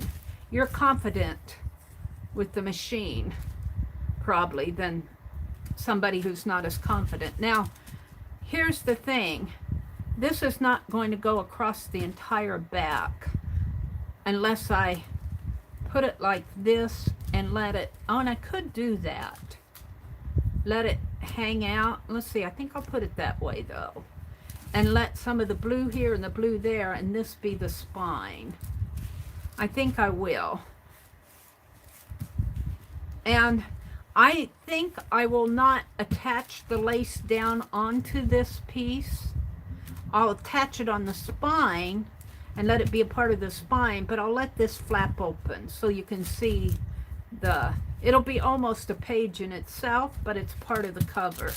And then I might put the button, the closure on here, or I could put it on there. I'm not sure. I think I'd rather have it there. We'll cross that bridge when I come to it. So there's what I'm going to use for the cover. And let's count out my pages. I have, this was an extra page. And then this hanky I'm going to use for the wraparound. And I'm going to use it double, I think. I think I'm going to use it double. And I could almost cut it. Now, I did not cut my other pages. Or I could make pockets and let this is the fold here of the hanky. But I think what I want, I think I'll just let it, I could do that with this. Let this be a smaller page in height. And since I want this for my wraparound, attach this, well, let's do it like this. Attach this onto that, like that. And then my pocket would be over here, I think. I'm not sure. But for right now, I'm going to leave it like that, because when you close the journal itself like that, then this will be a wraparound.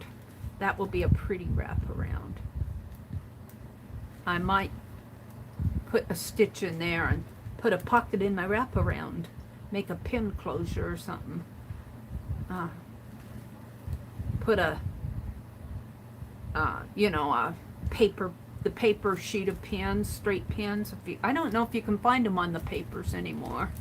You used to be able to find straight pins in rows on a piece of paper all folded up. But now they come in those little plastic boxes. So I might do my own. I might do my own paper sheet of pins.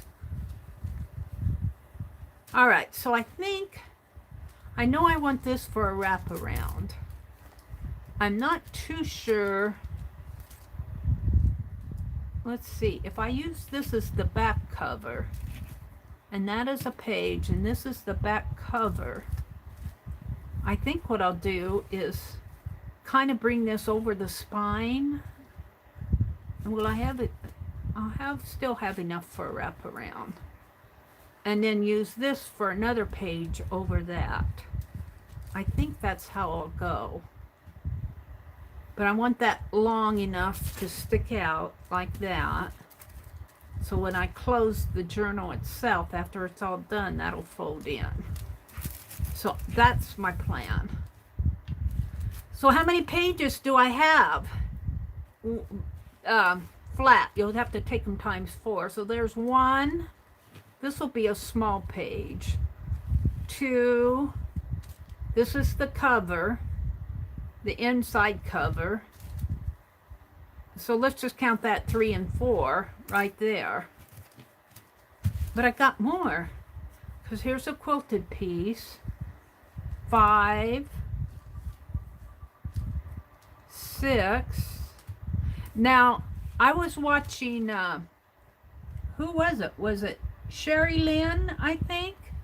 I was watching, and one of the gals in there, I don't know her personally, but she was saying that the thinner the weave is on your piece, probably more like this, is pretty thin, you can stamp on this, and it'll hold the image pretty good. So I might try it if that stays on, doing some stitching. I got some Stephanie Leather and Jade gifted me some Tim Holtz blueprint stitching, scissors and sewing machine and a thimble, I think, stamps, and I'd like to put that on this because it's really thin. It's a nice thin weave. So that's my plan with that. But this is a wider weave. This is more like a dish towel weave. I wouldn't call this a dish towel, but it's more like that type of a weave. And here's a pretty dresser scarf. Ooh, I almost like it like that. Could I make a flip this way? Put it over on this side? No, I think I like it like this because my design is falling there. And if I put, I'd have to figure out where my halfway part is with here, and then this will just be a 1 page and it'll flip down like that. I think I'll do that. And here's this again, same thing. I think I showed this. Let's put this one this way. No, it goes better. It actually goes better like that. And here's another white piece, very long, and this is thin. Now the ink might even soak through that, it's so thin.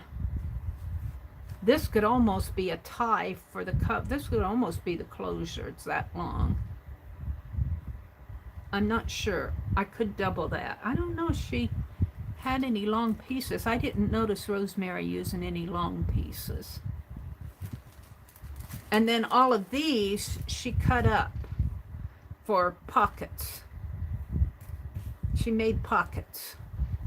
Isn't that pretty? There's a bird. All right, so what time is? I gotta watch my time. 8. Let's go make some pockets. Let's see, I'm gonna figure out my halfway point would be here. Can I kind of get an estimate?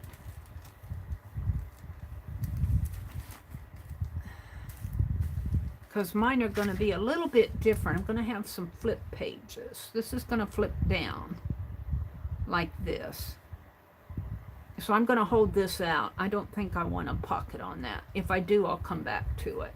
So let's set it aside. This I'm going to try to stamp on, I think. It's pretty thin, so we're going to put it there. This is the dish towel one. I could put a pocket on that. I'm going to save that out there. This one I'm going to stamp on. We'll put it there. This is the quilty one. If I put a pocket, I'm going to put it on here.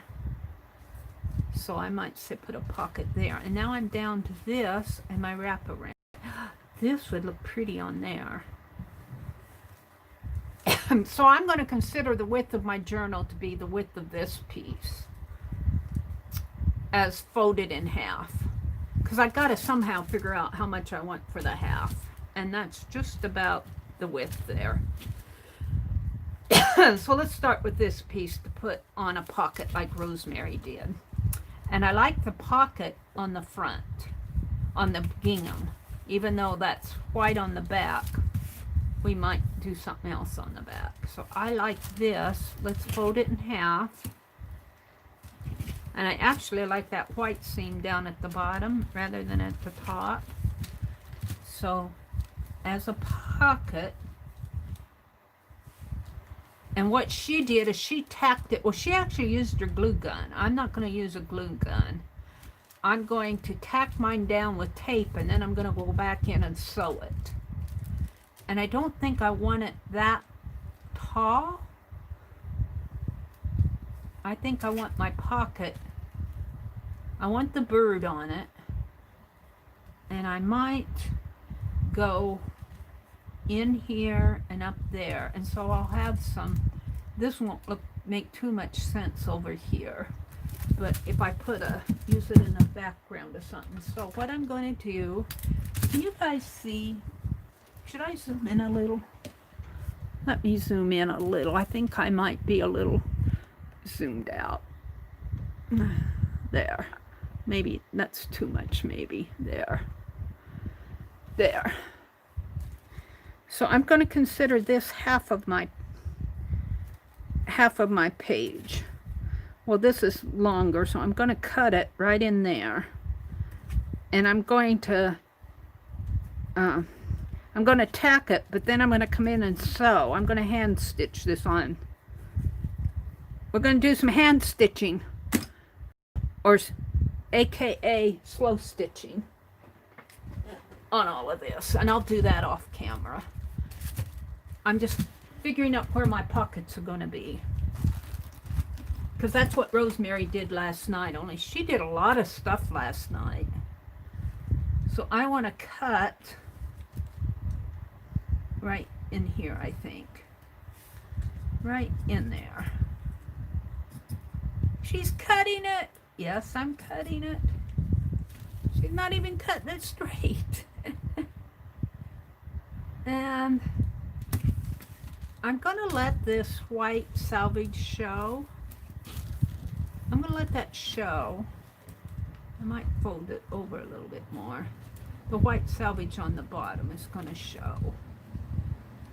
And I'm going to bring that pocket right to there, and just, the bird's beak is there, so I want to go a little above the bird's beak, maybe just a snip above, because I'll have stitches, and there will not be, well, now do I want to leave that edge raw, or do I want to fold it under? I think I want to fold it under, so I'm going to go up a little further. And I'll use this other for washi or something.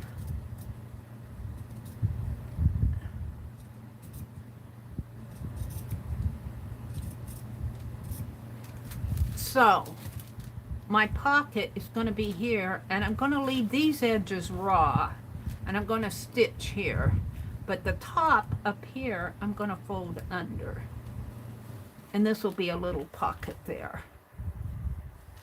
So I am going to take a little piece of tape and just put there to tack it down while I'm doing this, and we'll move on to something else. I don't want my thin tape. Where's my whiter tape? Well, let's just open one here. I got all this dollar store tape. Not my dollar store tape. And I just want a little piece. I don't need a big piece of tape to do this. I just want to tack it there for a moment until I stitch it. So let's put it there.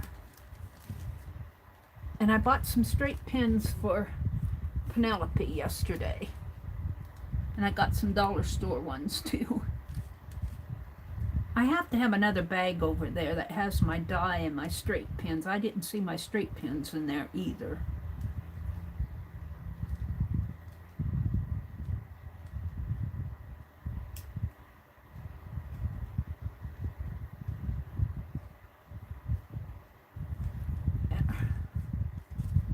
Now, so that'll be like that. So this page actually goes like this, so that'll be on this side. So what am I going to do there? This will probably become trim, probably washi tape.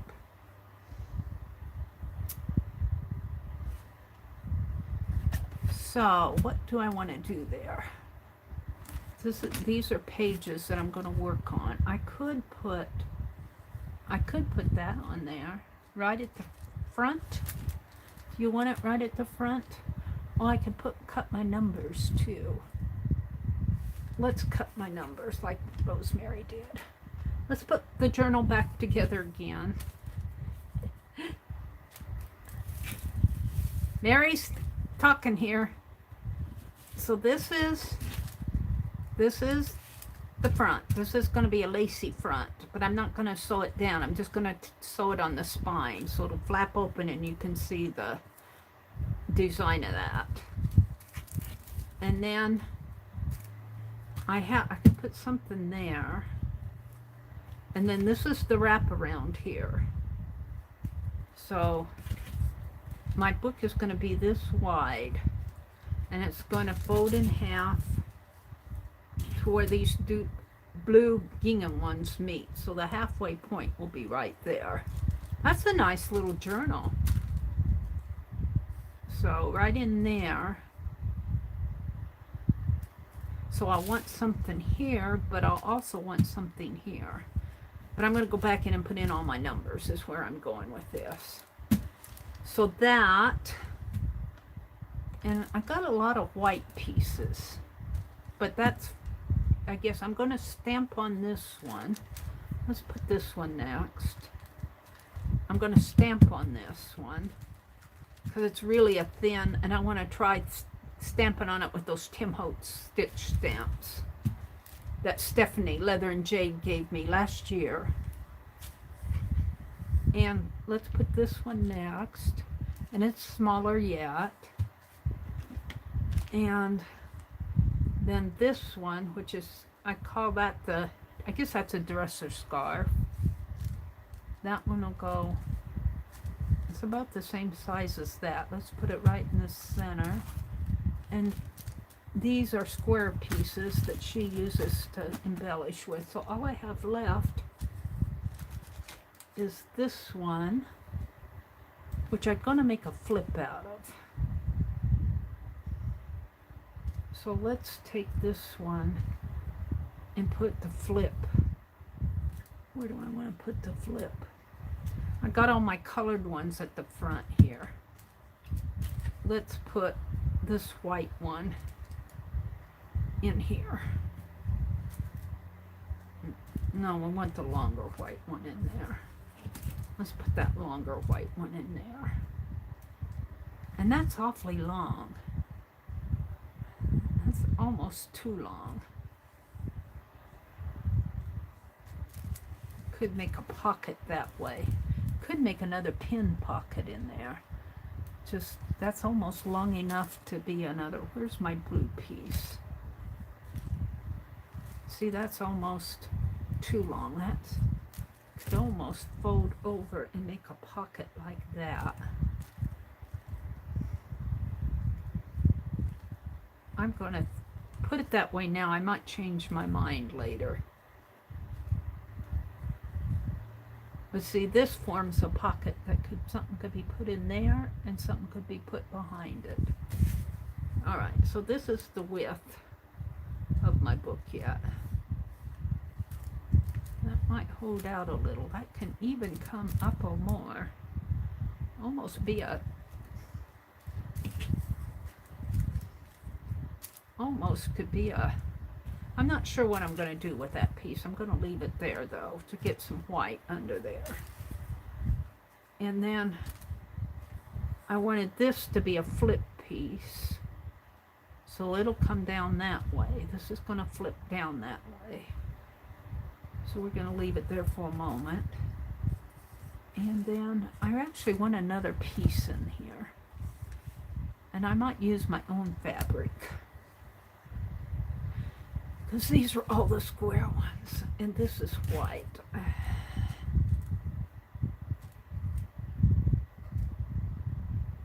See, this could go here and be sewn in there. And that could flip that way. And this is this almost the same width as that blue one. Oh, I missed this one. Let's, instead of this piece, let's put this piece there. I'm trying to mix up the white with the colors. I got 2 extra white ones here. That's a lot of pages. This is the flip. This will flip. I think. It might be too wide. We'll see. I'm going to put it there now. So if I stitch there, I can't stitch that down. And if I stitch that down, well, it might work. If I keep it out of the, stitch it right down the center there. And then when it flips it, it might work. It might get a little crinkly in there. We'll see. I kind of like that as a flip. That's going to go that way. See, I've got 2 white ones. And I might color this. This one I'm going to stamp on. This is thin. I'm going to stamp on this one. I might throw this one in that tea dye. That blue, because this is that one that's the weave of a dishcloth kind of. This has got a thicker weave. I'm going to go throw this in the, let's go check it. Let's pull this over. Well, you can stare at it while I go get my tea dye over here. Let's see how it's doing. Let's see how it's doing.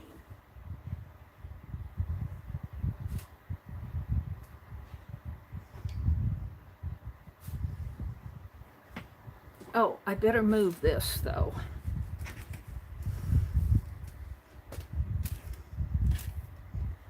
What time is it? I don't want to go any later than 9. It's 8:30. Oh, it is dying. I still think this ribbon might have a plastic. This is not like a bias tape. This ribbon has some artificial fabric in it. It's got some artificial stuff in it. But let's get the fabric out and see how it's doing. Because I stuffed a piece of fabric in there. Oh, I'm liking it. I'm liking it. Here's the strip. And that's just the piece of the flower, I think. The butterfly. So I'm going to take this piece of fabric that Rosemary gave me, and it's just got little cross stitches on it here, but the rest of it's like a dish towel kind of. And I'm going to dye it. So we're going to put it down in there and let it dye, and that'll give a little more color to all those white pieces. So we're just going to stuff it in there, and I'll leave it there, and later this afternoon I'll take all this out and maybe put it in the dryer even. I don't know. I don't think I can put this ribbon in the dryer. I'll have to let this dry. This ribbon is not a true silk ribbon, and I think it's repelling some of the dye. I think it's got a plastic, probably a polyester something in there. I don't think it absorbed that dye. It discolored it, but it didn't make it a pretty blue. I might save, after all this is dyed, I might save this and throw some more. I'll see if I can find some bias tape and throw in there. All right, Mary's talking to herself again. Let's just crunch all that down there and let it set. I'll let it set all afternoon, I guess. That settled that. That gives me another. And I think Rosemary said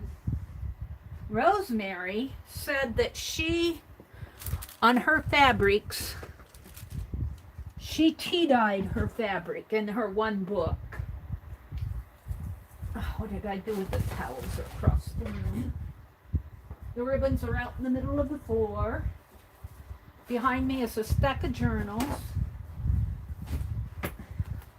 I need to wipe this up before I'm just going to put tack those numbers on there. If I tea dye these, I might do it by hand. I don't know. She said she tea dyed all her fabrics. She said that not last night, but last week, I think she told us. And I don't know, she might have said it last night before I got there. So, I think these are the order I want my pages. And I got this on film, so if I get mixed up, I can come back. And my pages will go from here to here, like that. And then this will be a flip page. I might have to cut this one down or even stitch it down a little. So, and this will be a wraparound. This will come like that. I like my wraparounds. I have to have wraparounds on my journals. And this, of course, will flap in on the inside. So I'm going to count this as a page because it's not going to be tacked down. So there's one. We could count this as 2. I'm not really going to do anything to this, but we'll count it as 1, 2, 3, 4. And I'm going to count this little rose as a page, this little thing here, because it's got a pocket. It's going to have a pocket.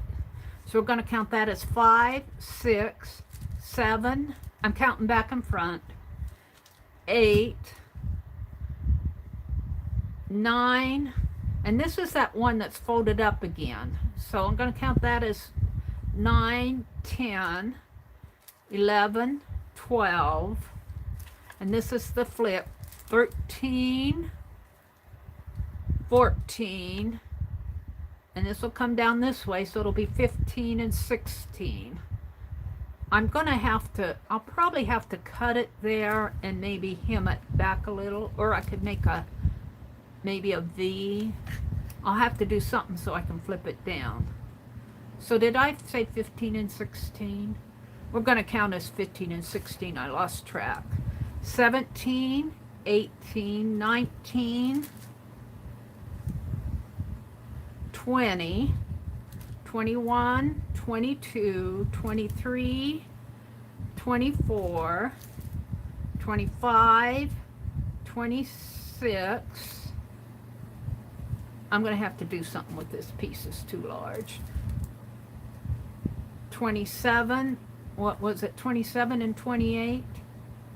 No, 25, 26, 27, 28, 29, This is the wraparound 30, and since it's a wraparound, it will probably be attached to this.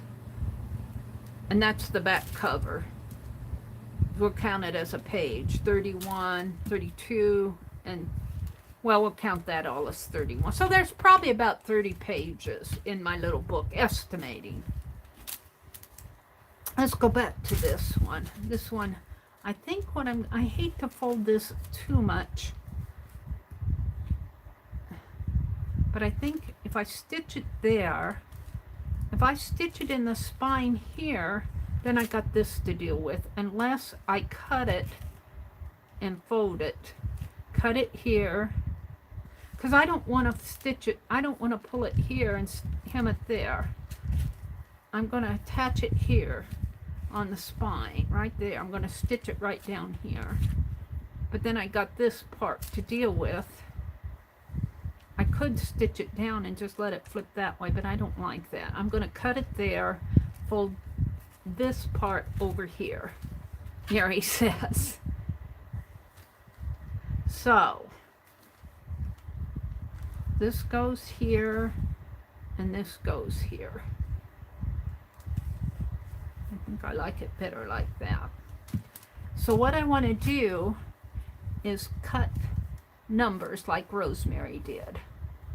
And I have about 30 some pages, so we're just going to start. And I actually think I'll put the tape on this first. How much I have? 1, 2, 3, 4, 5, 6, 7, 8, 9, 10, 11, 12, 13, 14, 15, 16, 17, 18, 19, 20, 21, 22, 23 of the center. I need 30 or 32, but I can cut some off the top. So I think what I'll do is take those fabric scissors and cut. What time is it? I gotta watch my time. What time is it? It's 8:40. I've got maybe about 10 minutes. Let's do these. Let's trim this way. And I'm going to cut these two white pieces apart. Now Rosemary made some of hers wider. I think I'm just going to get my numbers. And if I want wider numbers tape on my page, I'll use my fabric. I'm just getting the number portion. Do I need numbers on every page though? I don't think she did that. I'll have to rethink this. I might put numbers on every other page or so. But first I'm going to kind of just cut this.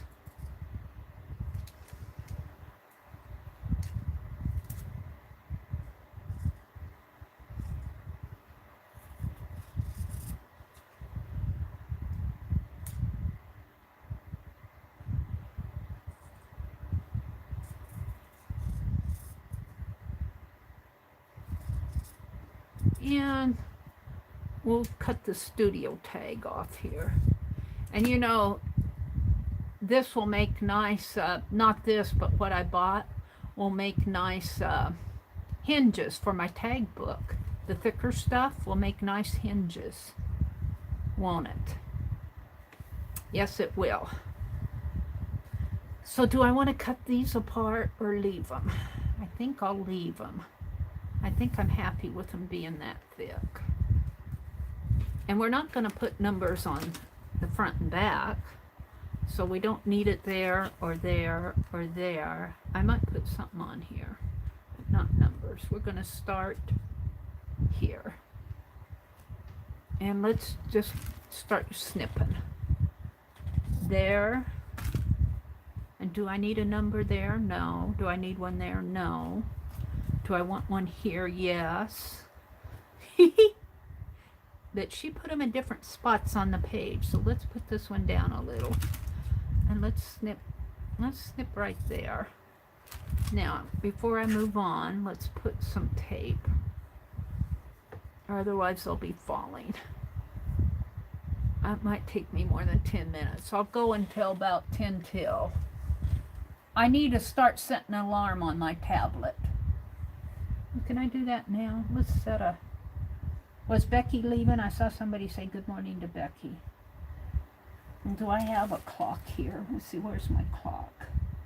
Facebook, utilities, clock. Let's set it for... What a timer. Let's set it on the stopwatch for... It's 43. Let's set it for 7 minutes. 43, 48, 49, 50. Let's set it for 12 minutes. Come on. Come on. Or do I have to... Why isn't it going? Come on, start. I can't start it till I get it started that way. Stop. That's how you do it. Right?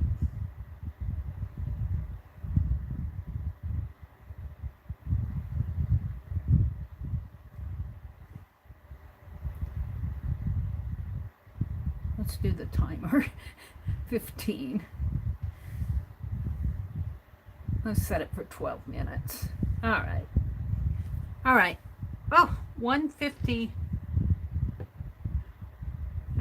Huh. Cancel. Minutes. 12 minutes. Seconds. Oh, hours. We want, hours. There. 45, 55. Let's set it for 7 minutes. Done. There. Hopefully that'll remind me that I need to get off. Because I get into my zone. I get into my zone here as I'm working on this stuff. And I could go clear until 12 noon on this. But you get the idea. Rosemary has so inspired me to do this. And I might get out some of my own stuff and put in here. We'll see what I have.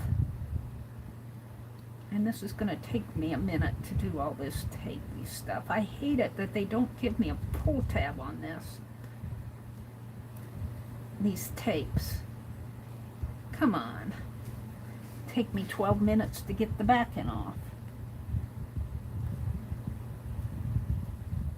Come on. We're almost there. Sheesh. All right, put it right there. Let's see if I can't do this one better. We'll put it on here first.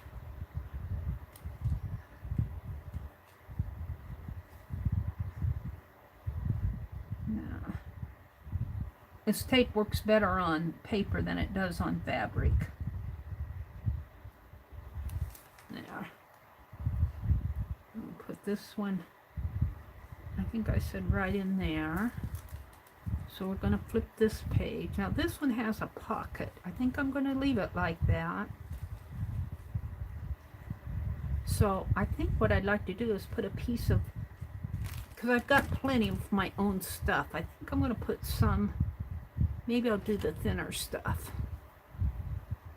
Right down here like that. Only the other way.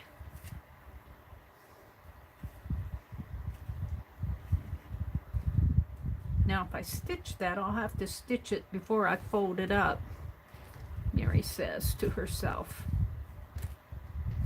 And we're just going to tack it on. But let's cut it right there. Ah, I've only got 4 minutes left.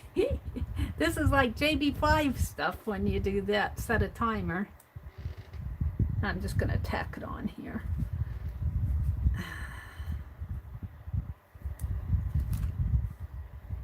And I'll just leave it. Maybe I'll work on it later tonight. Maybe I'll work on it tomorrow morning. We'll see. Pull that off. This will go this way. I won't get as much as Rosemary did done. She worked on hers 2 or 3 hours last night. Now, let's go for the red over here. Some of maybe right down in there. Yeah, this of course will be straighter. I like that she put numbers on every page. I like that she did that. So that's what I'm going to do.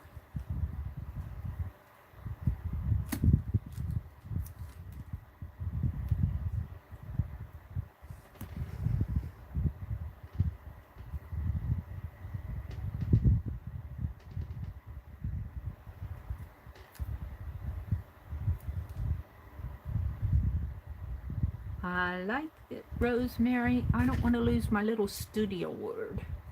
Let's put that in a baggie. Let's put it in a baggie because I don't want to lose my studio word.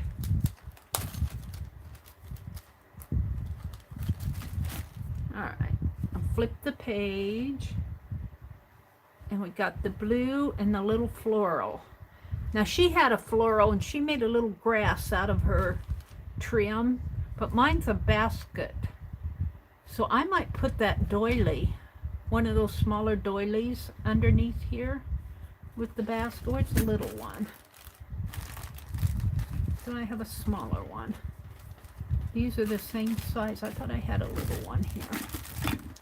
Oh, it's here somewhere. Here it is. I like the idea of a doily. That's almost too little. How about cutting one of these? Or I could let it hang out the bottom. I like that idea too. So let's just tack that down. And we can always come back to it. If I don't like it, I could almost just stitch it up a little like that too. We'll see. I don't like it going clear up. Although that is kind of pretty. Maybe I could stitch it into this, into here too. That's over too far. I like it down. We're going to tack it down just to remind me that I'm going to put a doily on there because that's a basket of flowers. It almost should be like a shelf, like there's a doily on the shelf. If I can get that up without too much trouble. I've got 1 minute. Come on, tape. I spend more time trying to get the tape off than... Alright, I'm just gonna... I'll have to decide what I want to do there. But I know I want a doily there. And where's my other... Where's my... Here it is. Let's put this... I like it going this way. I think I'll do maybe... a little bit wider piece right here, right there. Now when I stitch this down, I might just do running stitches, I might do cross stitches, I might I'm going to hand stitch it. I'm not going to use the machine. It's easier for me to hand stitch it than to get out the machine and fool with all of that.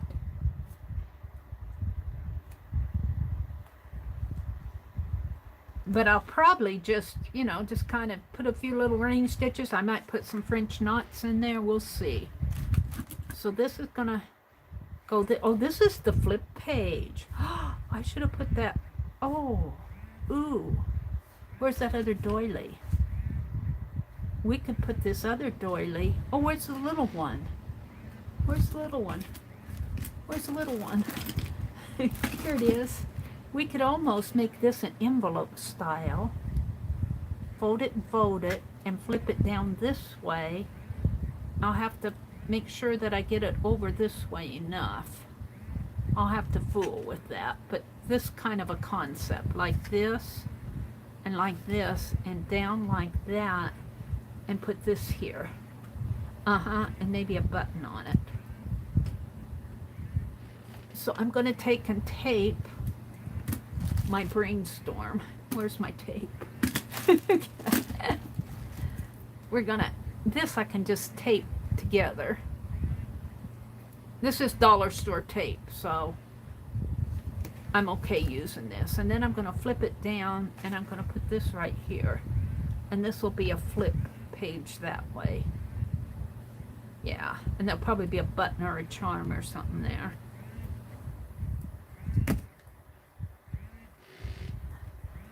Oh, it didn't beep. Oh, I turned the sound down. Okay, I think I'm done. Time's up a minute ago. What time is it? Oh, it's vibrating for me. Dismiss. 8:53. So after I put this tape on here and put this little button on here, I'm going to quit because I want to be off of here by 9. Come on. Come on, come on, come on. Don't give me troubles. There we go. I want to be off by 9, and I'll work on this. I'm putting numbers on my pages here. I'll continue working on it. I'm having fun with it, Rosemary. She's going, well, I'm glad. So what did I do this morning? I did a lot of, I'm not going to get all this out again. I did a lot of experimenting with the dye and the melted crayon and the butterfly tea, and what else did I experiment with? I don't even remember. Let me get my journal out. Oh, I did the charm. I did the man here. He's funny now. I did him. Where's my journal charm? I can't find anything at the last minute because I put everything to the side. Here, I did the journal charm. Boy, she would look nice on the cover too, wouldn't she? Ooh, cut it down a little, but that's going to go on my other journal. I experimented with my crayons. Well, that's enough of a review.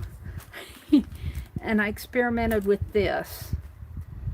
I feel like I did. Oh, I showed my haul. Of course, my journal is way across the room. My journal is way across the room. Let's see. I want to see everything that I did.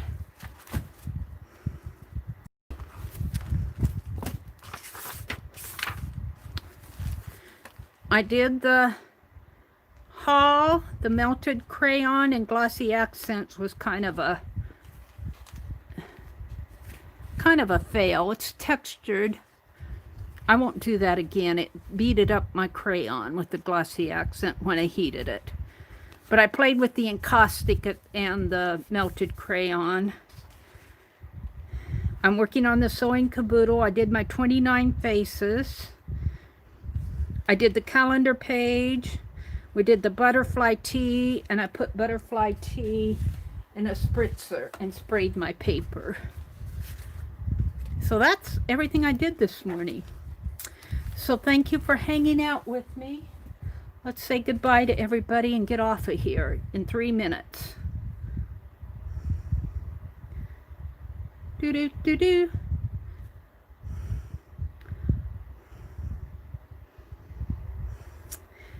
Okay, thank you all for coming. Kimberly and Janet. Hi, Janet. Dar. Welcome, Dar. Cindy's here. Arlene is here.